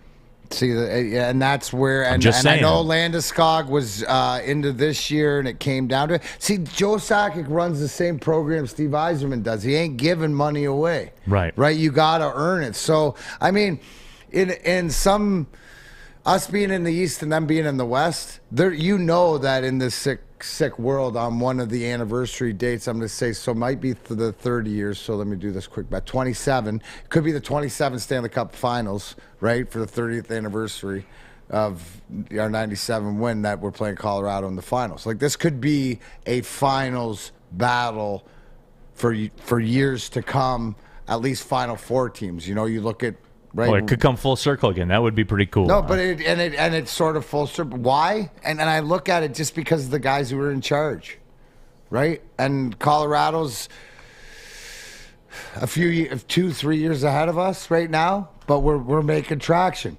Because here's the one thing is that if you're watching the game tonight or whatever, and this Colorado team is on the precipice of where we think they can be the Stanley Cup champions, plug and play your guys to their guys. They got the McCart, we got the Sider, they got the McKinnon, Larkin, right? So there are a lot of similarities now that we're sitting here and there breaking is, it down. Don't think that they don't put them together. I mean, in my mind, right? I think that Steve Yzerman's obsessed with Joe Sakic and Joe Sakic's obsessed with Steve Yzerman. in a healthy way, but they push each other like they've always done it. If you look back to even their playing careers, right? So that's the mutual respect of two generals in the armies that watch their armies battle, and that's a good thing. And the best, the one thing is Joe Sakic's a great dude. I mean, it doesn't happen. We were born in the same hospital in Burnaby, British Columbia, along with my boy Brady Leovold, but Joe got all the talent. Brady and I got all the heart. Yeah, but no, it's just I'm tapped in tonight. I am. I'm excited for it. This is one to be tapped in. Yeah. Like I'm going to say, what do you got going on this Wednesday or whatever like this? You want to throw like this to the on. point tomorrow, D-Mac. We were talking about accountability.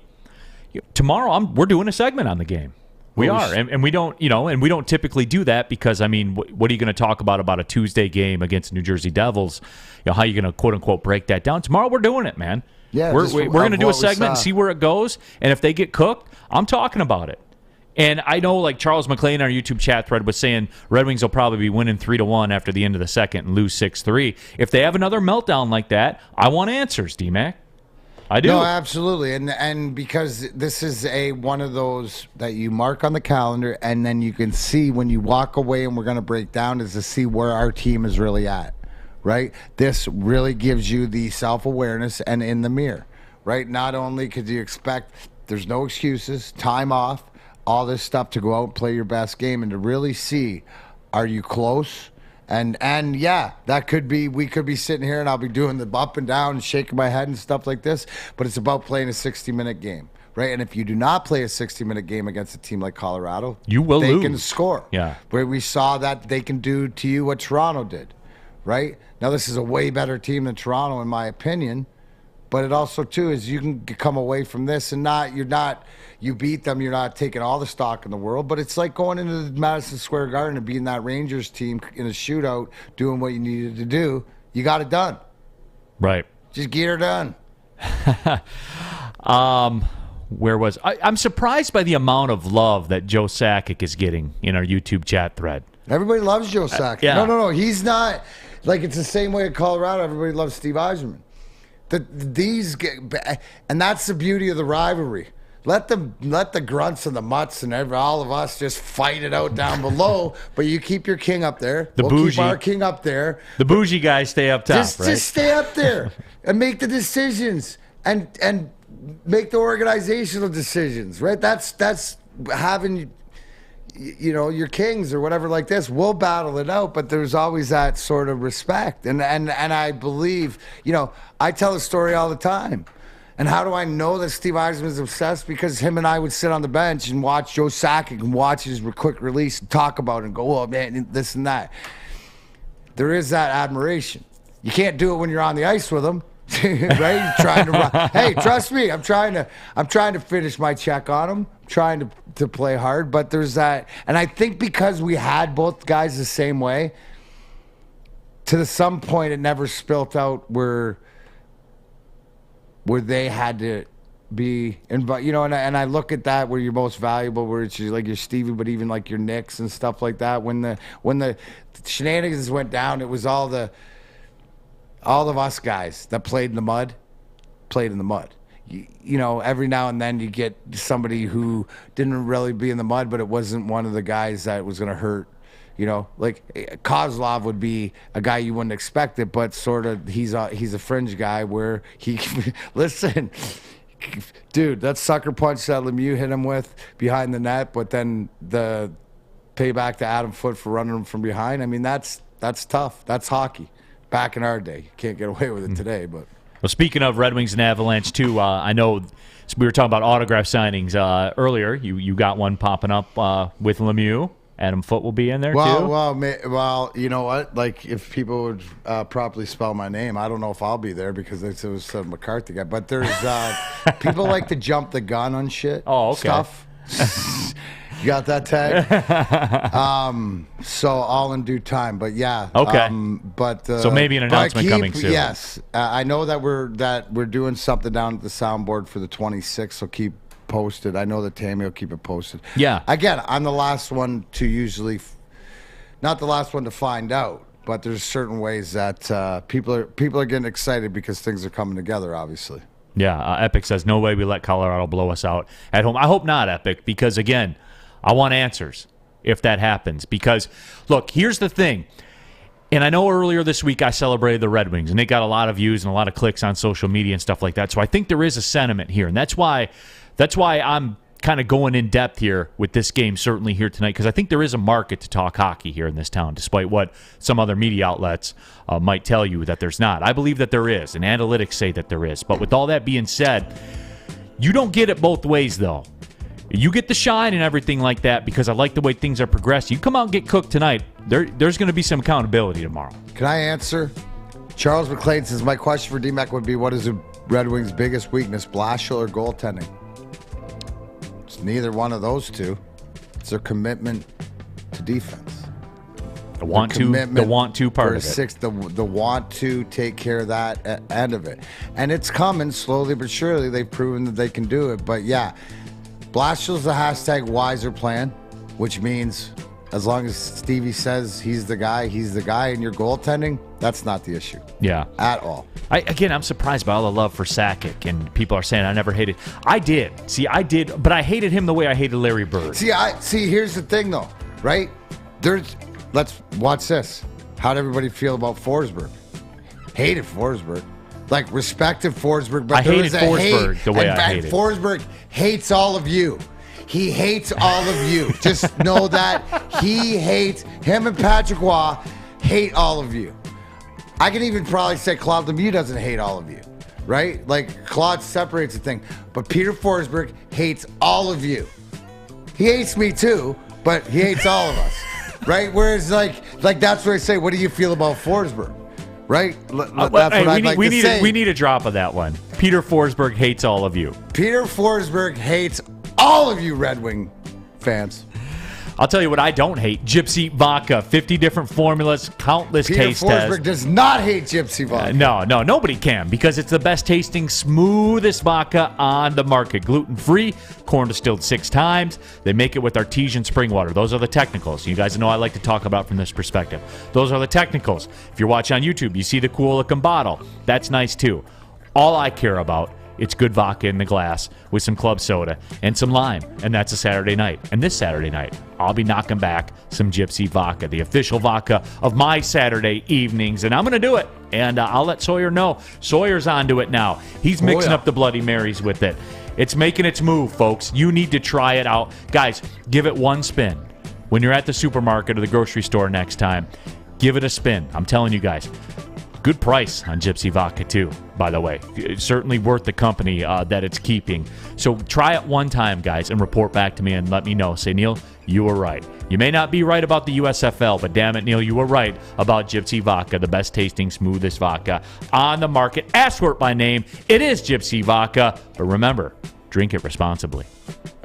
Fellas, let's be honest. We like things to be easy. We like simple stuff, like sports 7 days a week. We like things uncomplicated, like Lady Jane's Haircuts for Men. Open 10 to 8, 7 days a week. Walk in anytime. Sign in, sit down, watch your favorite team play, and before you know it, your hair will be game ready. Open 10 to 8, 7 days a week. Walk in anytime. Lady Jane's Haircuts for Men. It's wicked awesome.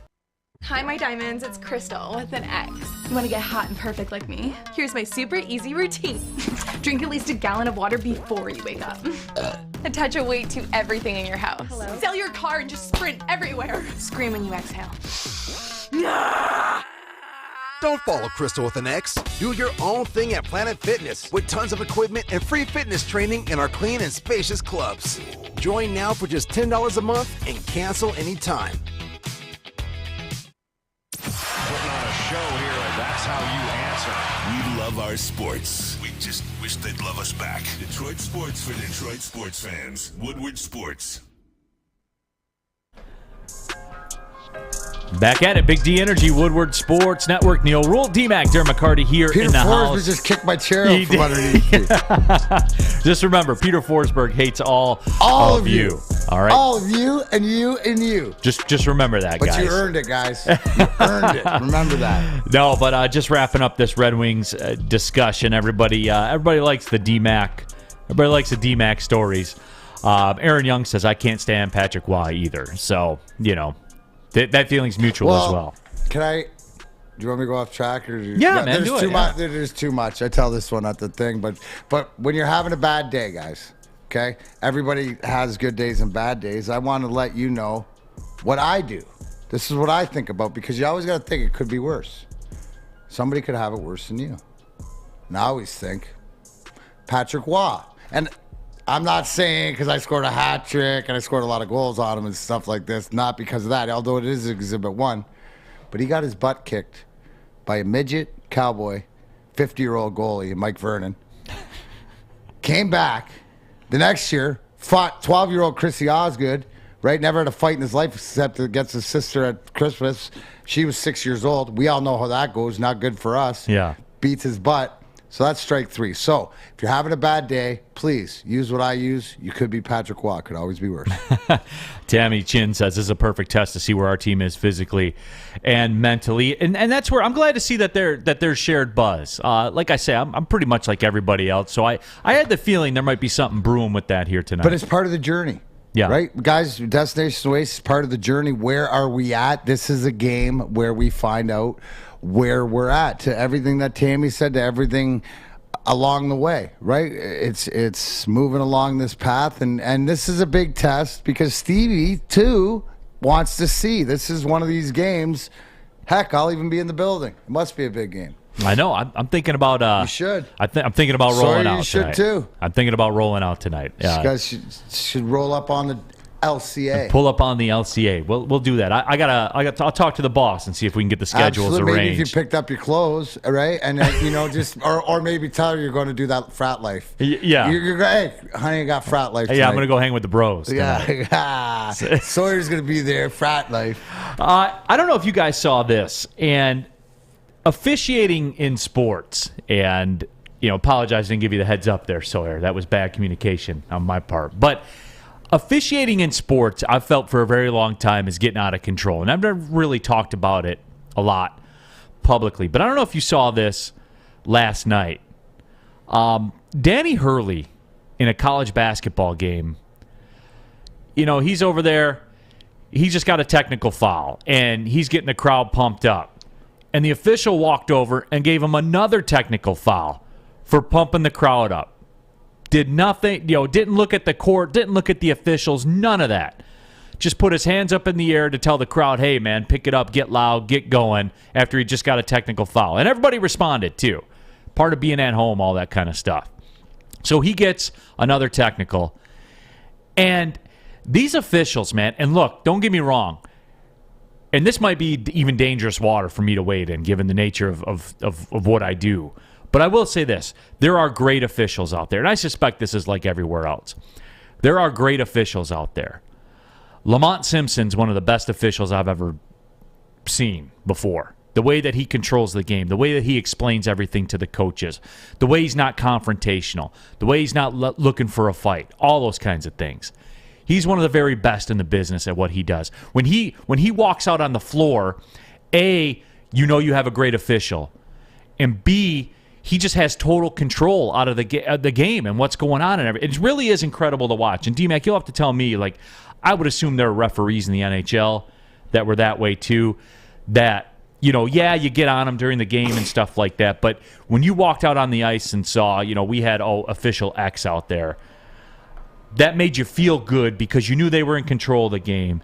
You knew if they made a bad call, he was going to come over there and explain it, even wear it. I've seen good officials do that. They'll walk over and they'll say, absolutely. And it's not a big spectacle. Thing. Yeah, they're not. They don't make a big spectacle about it. They walk over to the coach. They're like, "Hey, I missed that one." And where do you go from that? Like, if you're a coach, what do you say? Accountability. There's two in the NHL. Different types of rep. The one guy who is always, and I always remember because there's one highlight video of like the '97 playoff run or whatever like this. And in it, you see me skating in the finals next to Bill McCreary, right? Had the mustache, whatever. That was Mr. McCreary.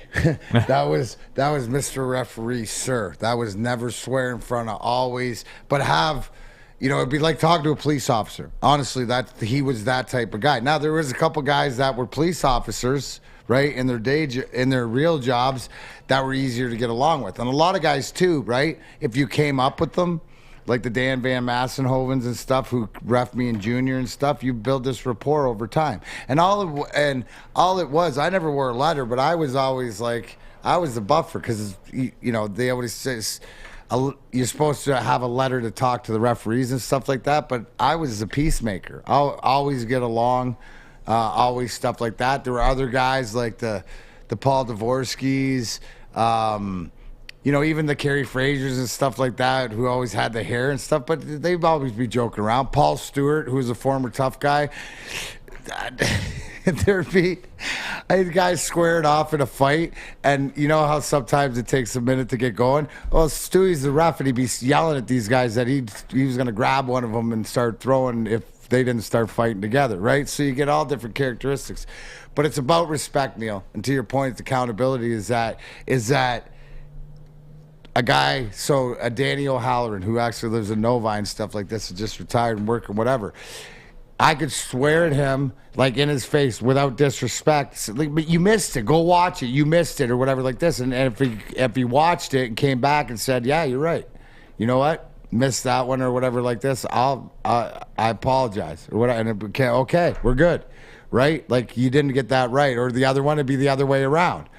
God, did you get away with one? I was glad you didn't see that. Don't do that again. I won't, but if I would have saw that, there's something they see on a replay or something like the retaliation, or like a lot of times, because here's the thing, it's the same way in basketball, Neil. Like if stuff goes on in the first half, the refs will go in and watch the video of what they missed or what was called. Does that happen? Because it's the same thing.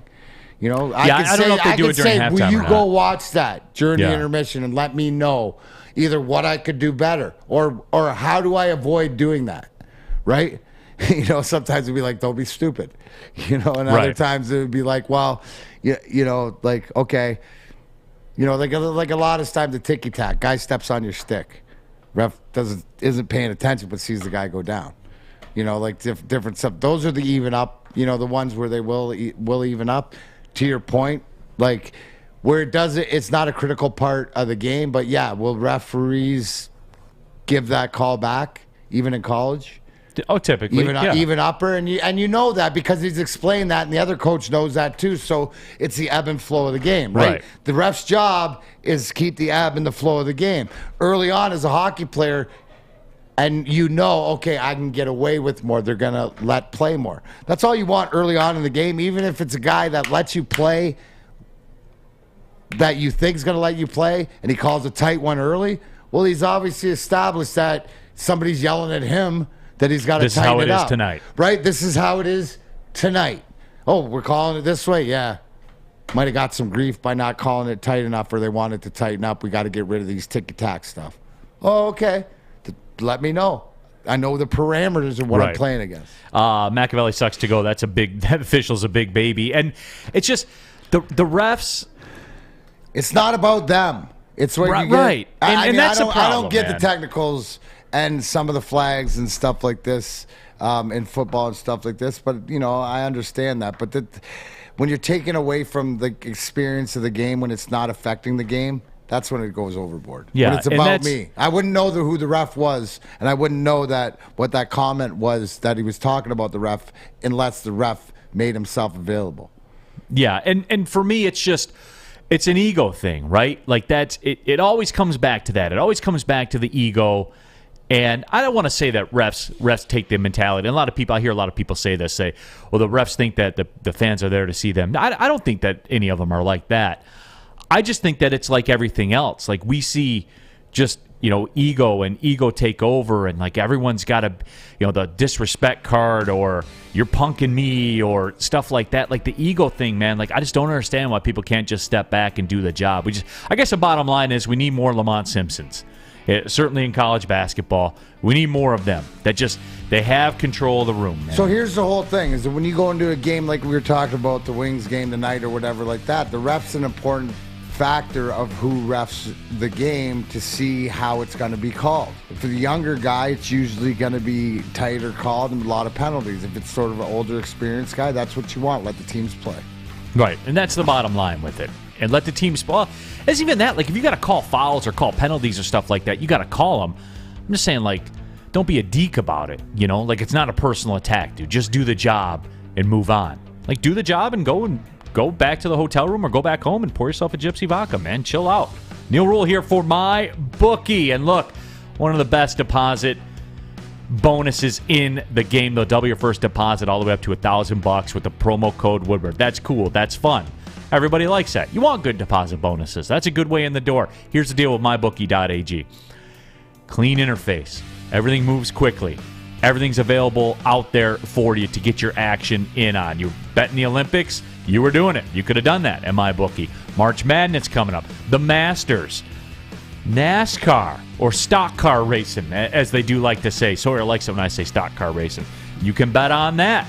You can bet on matchups in NASCAR, all of it. Anything that you want to do, you can get it in at mybookie.ag, and you can do more of it with their deposit bonus. They'll double your first deposit up to $1,000. All you got to do is type in the promo code Woodward, load it up, and you are good to go. The clean interface, as we said, it moves fast, live betting, all that stuff. It's all out there for you. Give it a spin. Just try it out. I think that you will find that you like mybookie.ag. You can bet anything, anytime, anywhere with MyBookie. Have a problem with gambling? Get your life in order. Call the Michigan Gambling Helpline, 1-800-270-7117. It took exploring 50 different formulas and hosting countless taste tests, but we believe Gypsy Vodka is the smoothest vodka on the market. Don't believe us? Ask the owners. We're Mike and Adam Kazanowski with High Five Spirits Distillery. We're in close to about 1,200 locations throughout Michigan. We wanted to create a brand that was geared more towards freedom, love, adventure, and at the end of the day, we really wanted to tell a story that inspired other people to take risks, follow their dreams, whatever that might be. No off season for us. We're talking sports. 365. Detroit Sports Network. Woodward Sports.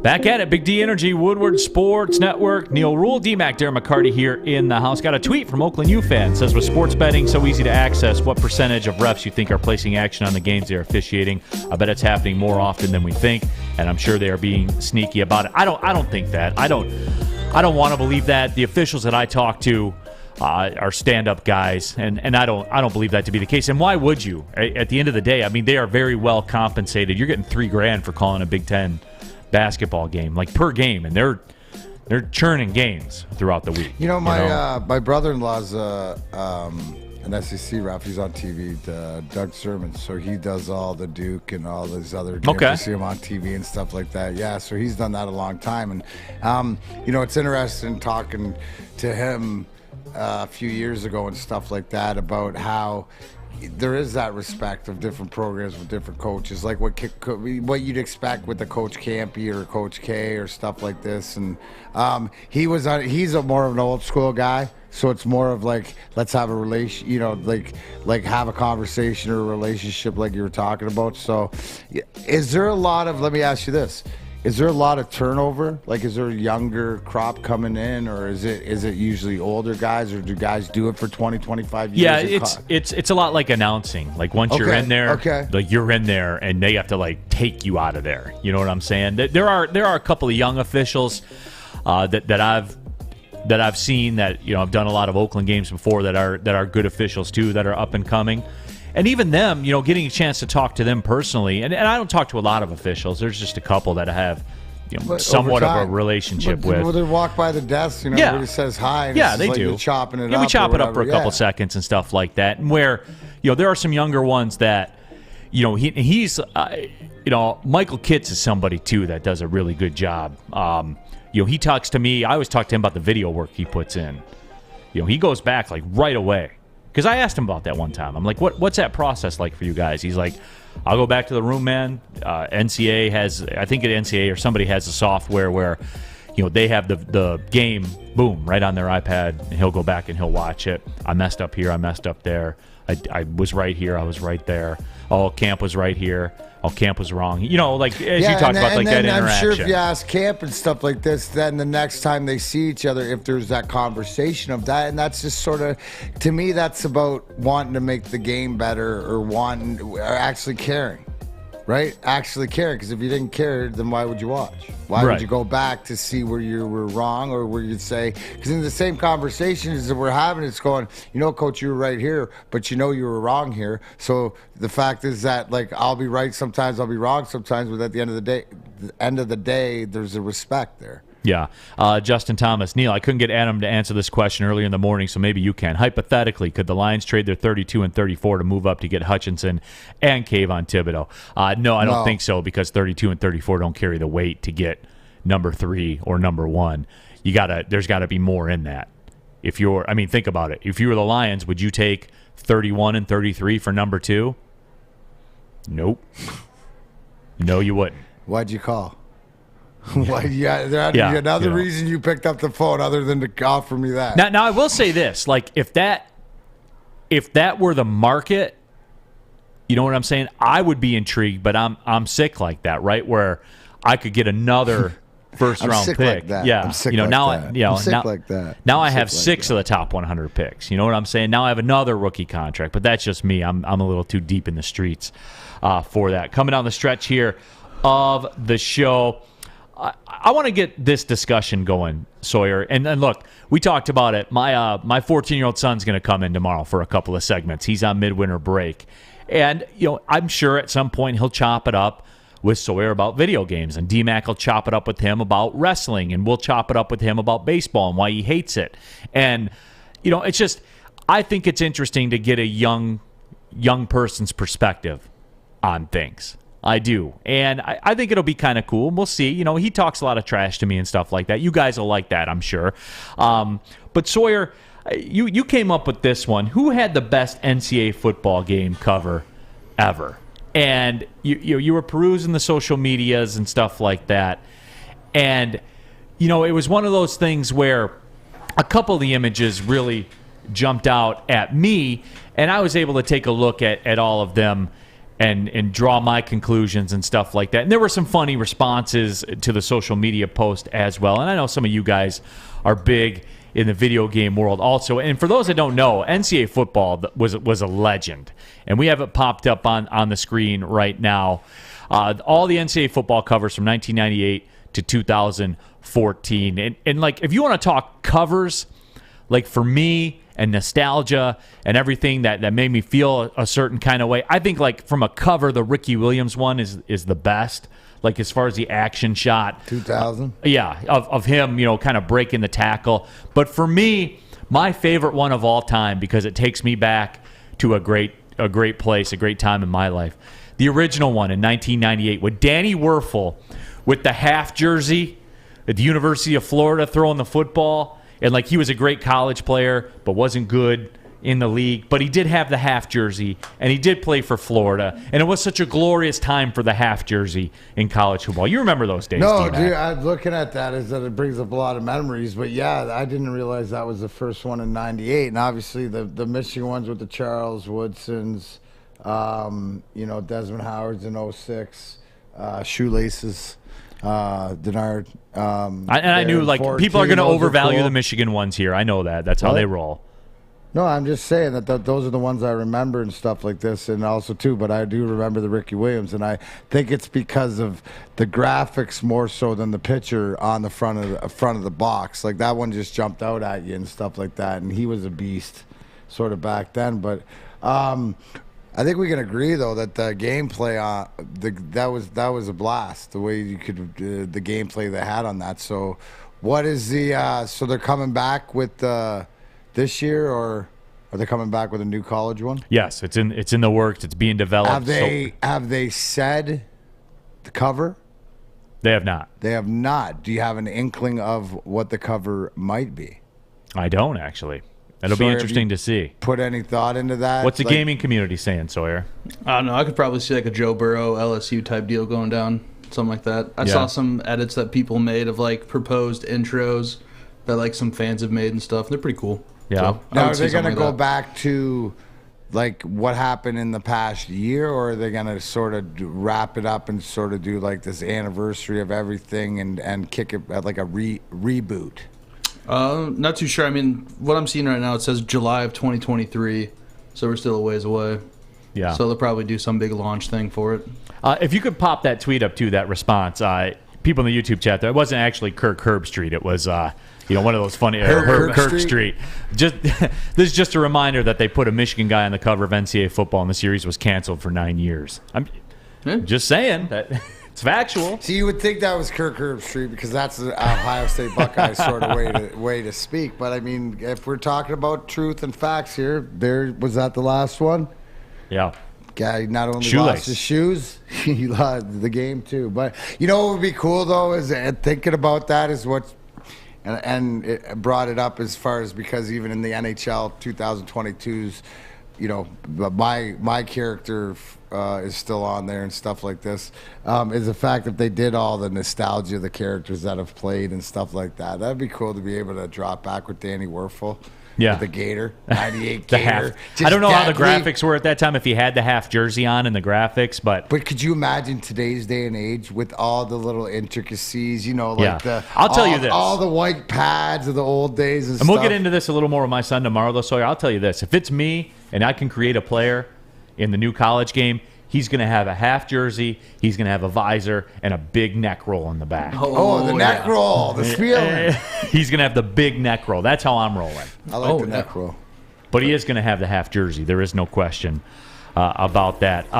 Tammy Chin says Howard doesn't sign that cover anymore. Really? I wonder what the reasoning is behind that. Tammy, please elaborate in the YouTube chat thread if you don't mind. I don't know what the story was behind that. You got any items that you won't sign, D-Mac? Skin. Won't sign skin. Skin, unless there's you gotta remember there's always exceptions to the rule. So I think there's about 7 times that I have, but it's for tattoos that people have showed whatever like this, and there's been a conversation. But yeah, skin. I won't. So don't ask me to sign your boobage anymore, please. All right, but hey, man, if you have a Planet Fitness key tag pass, I'll be happy to sign that. It's home of the judgment-free zone where we can work out in a non-intimidating, judgment-free atmosphere. Membership starts for your home club just $10 a month, guys. That's it. If you've been thinking about it, wondering about it, do it. Roll into your Planet Fitness, pull in the parking lot. You're going to pass it on the way home today. Jump in there and make it a part of your life, everybody. I'll be rolling there after the show. When the kids are off for the break, I usually work out after the show instead of before the show. That's how things change. But I'll be rolling in there, saying hi to Matt and everybody at the Maple Road, Troy location, just a couple miles from here. Planet Fitness, the best. Clean facility. They're always in there cleaning it. Great equipment to work out on. Everything's always perfect in there, and I love my experience at Planet Fitness. Join today or go to In Club. You can join In Club as we talked about, or you can go online and join planetfitness.com no matter where you are. There's a Planet Fitness close by. They have a black card option too, just $22.99 a month. Get you all the use of the hydro massage, the massage chairs, unlimited tanning, all that stuff. Access to over 2,000 locations worldwide with unlimited guest privileges. Now one open in Midtown Detroit at the Detroit Pistons Performance Center. Right now, $0 down, $10 a month. Tell them Woodward Sports sent you in there when you do it. And remember, they're hiring all positions. For more information, go to planetfitness.com. Planet Fitness, where your fitness, D-Mac. Your fitness is essential. Your fitness is essential. We'll be right back to wrap this thing up. Big D Energy, Woodward Sports Network.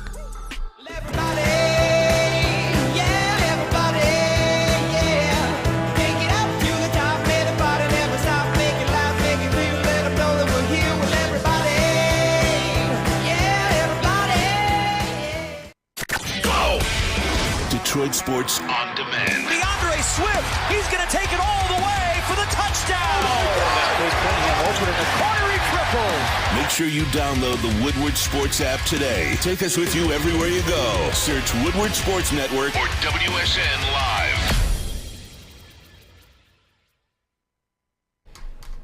Final segment of the show, Big D Energy, Woodward Sports Network, Neil Rule, D-Mac, Darren McCarty.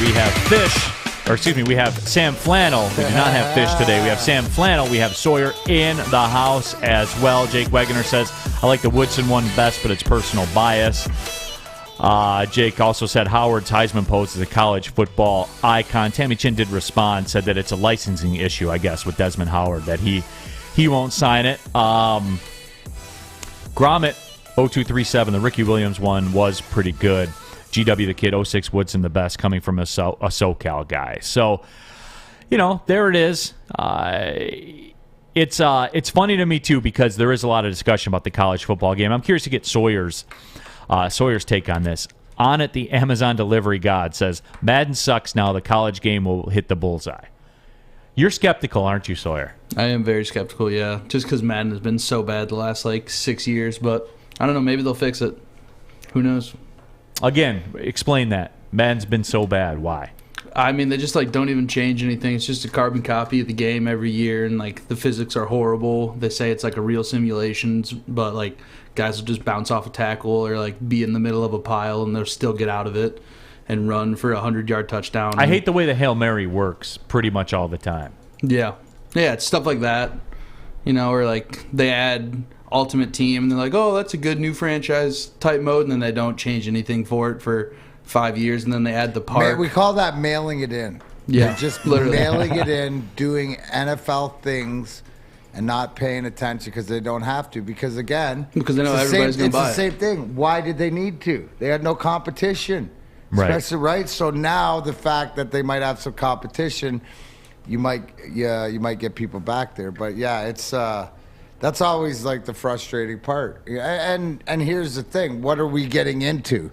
We're getting into the metaverse, virtual reality, where you're going to be able to play on your own team. Just if you got some bumps and bruises, come to me for some CBD for your virtual online injuries. Wait, what? I wonder if I could do CBD virtual. There you go. Rub it on your guy. Make it an in-game purchase on Madden. Everyone seems to be a big fan of the in-game purchases on Madden, right? There you go. There we have it. There we have it. But they bought them. Gator Raider. I didn't expect Gator talk in here. That's why I'm a Neil Rule fanboy. You can't deny Danny Werfel in the half jersey and Jacquez Green and all, those old Florida Gator teams. It's a lot like Miami and Florida State, and to some degree Michigan, I think, is in that same boat with a lot less national championships than the other teams that I mentioned, like the Miamis and the Florida States and all. A lot less national championships.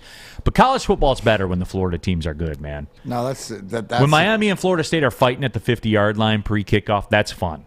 Yeah, when all of Florida and from living down there, when those teams are good, and it has that sort of it's like having 3 Michigans, right, in one state, right, and then so you got Florida State, Miami, and even all the smaller ones, because you look at Florida Central, all the different sub ones, they're still good. You look at what Scott Frost did down there, a bunch of years ago before getting the bag, right? And going to Nebraska. So when they're good, and then the infighting is unbelievable. It's like Michigan State here and stuff like this, Times 30. They don't hate each other. Times, right? Times. Warm weather all the time. Times getting up feeling good. Times, thanks a lot, Jen and Newman, and I hope you're having a great time. But really, 75 degrees, and now you're on your way to Emily Island and making your way down to Good Fort for Myers. you. Good for you. But you know what? It's a little bit easier to be a little bit angrier down there in the warm weather and stuff. So...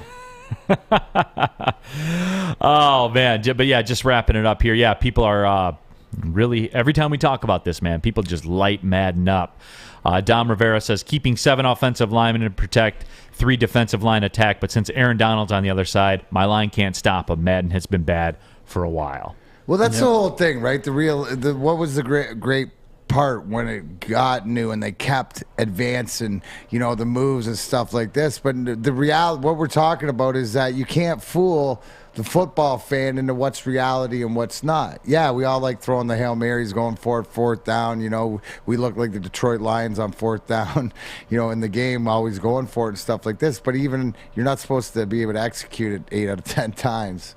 Oh, here's the deal. Tammy Chin says, Neil, with the Desmond Howard thing, the photographer tried to sue Desmond Howard for the rights to the photo, but Desmond won the lawsuit and is the sole owner of the Heisman pose photo. Wow, that's pretty lucrative for him, I bet. Could be. Yeah, I bet it is.